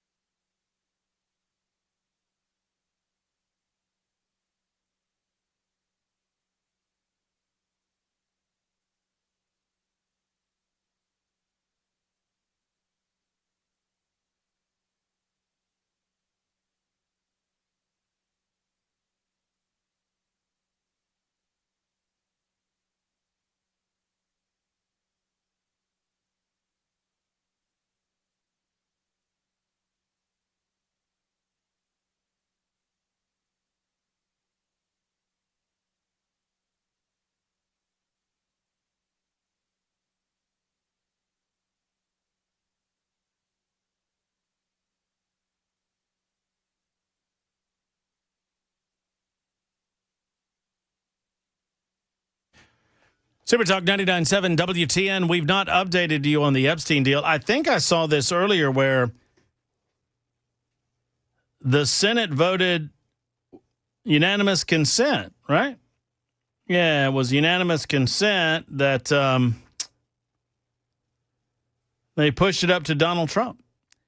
So by unanimous consent, it has been decided that Trump will get to sign off on this thing. Now, some conspiracy-minded people, and I say that maybe there's some truth to this. I don't know. I shouldn't say conspiracy. That Trump, so the idea is that Trump ordered an investigation. And some are suggesting that he did that with purpose. We're about to find out. Here's how it works. So the way that the DOJ would halt the release of any or all of these materials would be to say, we have an open investigation that is currently running, therefore we cannot release these materials to the public. I'm talking about the Epstein files. So the idea being that if Trump opens an investigation into Bill Clinton or any other number of Democrats, then the DOJ could come back and say, we can't provide any of these materials because we have now opened an investigation to Bill Clinton and some of these other Democrats at the demand and request and demand of the President of the United States. I don't believe that the general public would put up with that. I don't think they would. I think the general public is ready to receive any and all materials, be told that we have gotten any and all materials. Obviously, there will be shrieks and howls based on the redactions. But yeah, I was right. Just over an hour ago, Senate agrees by unanimous consent to approve the House-passed bill requiring the Justice Department to release the Epstein files. Good. Let's go. Trump should sign it. They should be released. Now, if we get to tomorrow or the next day or a week from now, and we are told by the Department of Justice that they cannot release it because of an open investigation, I'm going to be among those lining up howling at the Trump administration because that's not right. Get them in the open, lay them down, let everybody see it, let everybody chew on it. We'll be annoyed by the redactions. We'll moan and complain about that which we do not have. And major segments of this conversation will suggest that there have been portions that have been removed, portions that have been burned, portions that have been eliminated, yada, yada, yada. And the conspiracy theorists will go on ad nauseum about it. But that's okay, too. At very least, we will have it out in the open as much as we possibly can hope. As much as we can hope. Hey, tomorrow on the show, I'm going to bring a gigantic inflatable turkey. No, I'm not talking about Jackson. He's not inflatable. He is a big turkey. It's pretty good. You know, I wouldn't have called her Piggy. I would have called her Turkey. You know? Quiet, Piggy. Mark Levin's coming up next. We'll be back tomorrow. Until then, have a wonderful evening. Hug your loved ones. So long, everybody.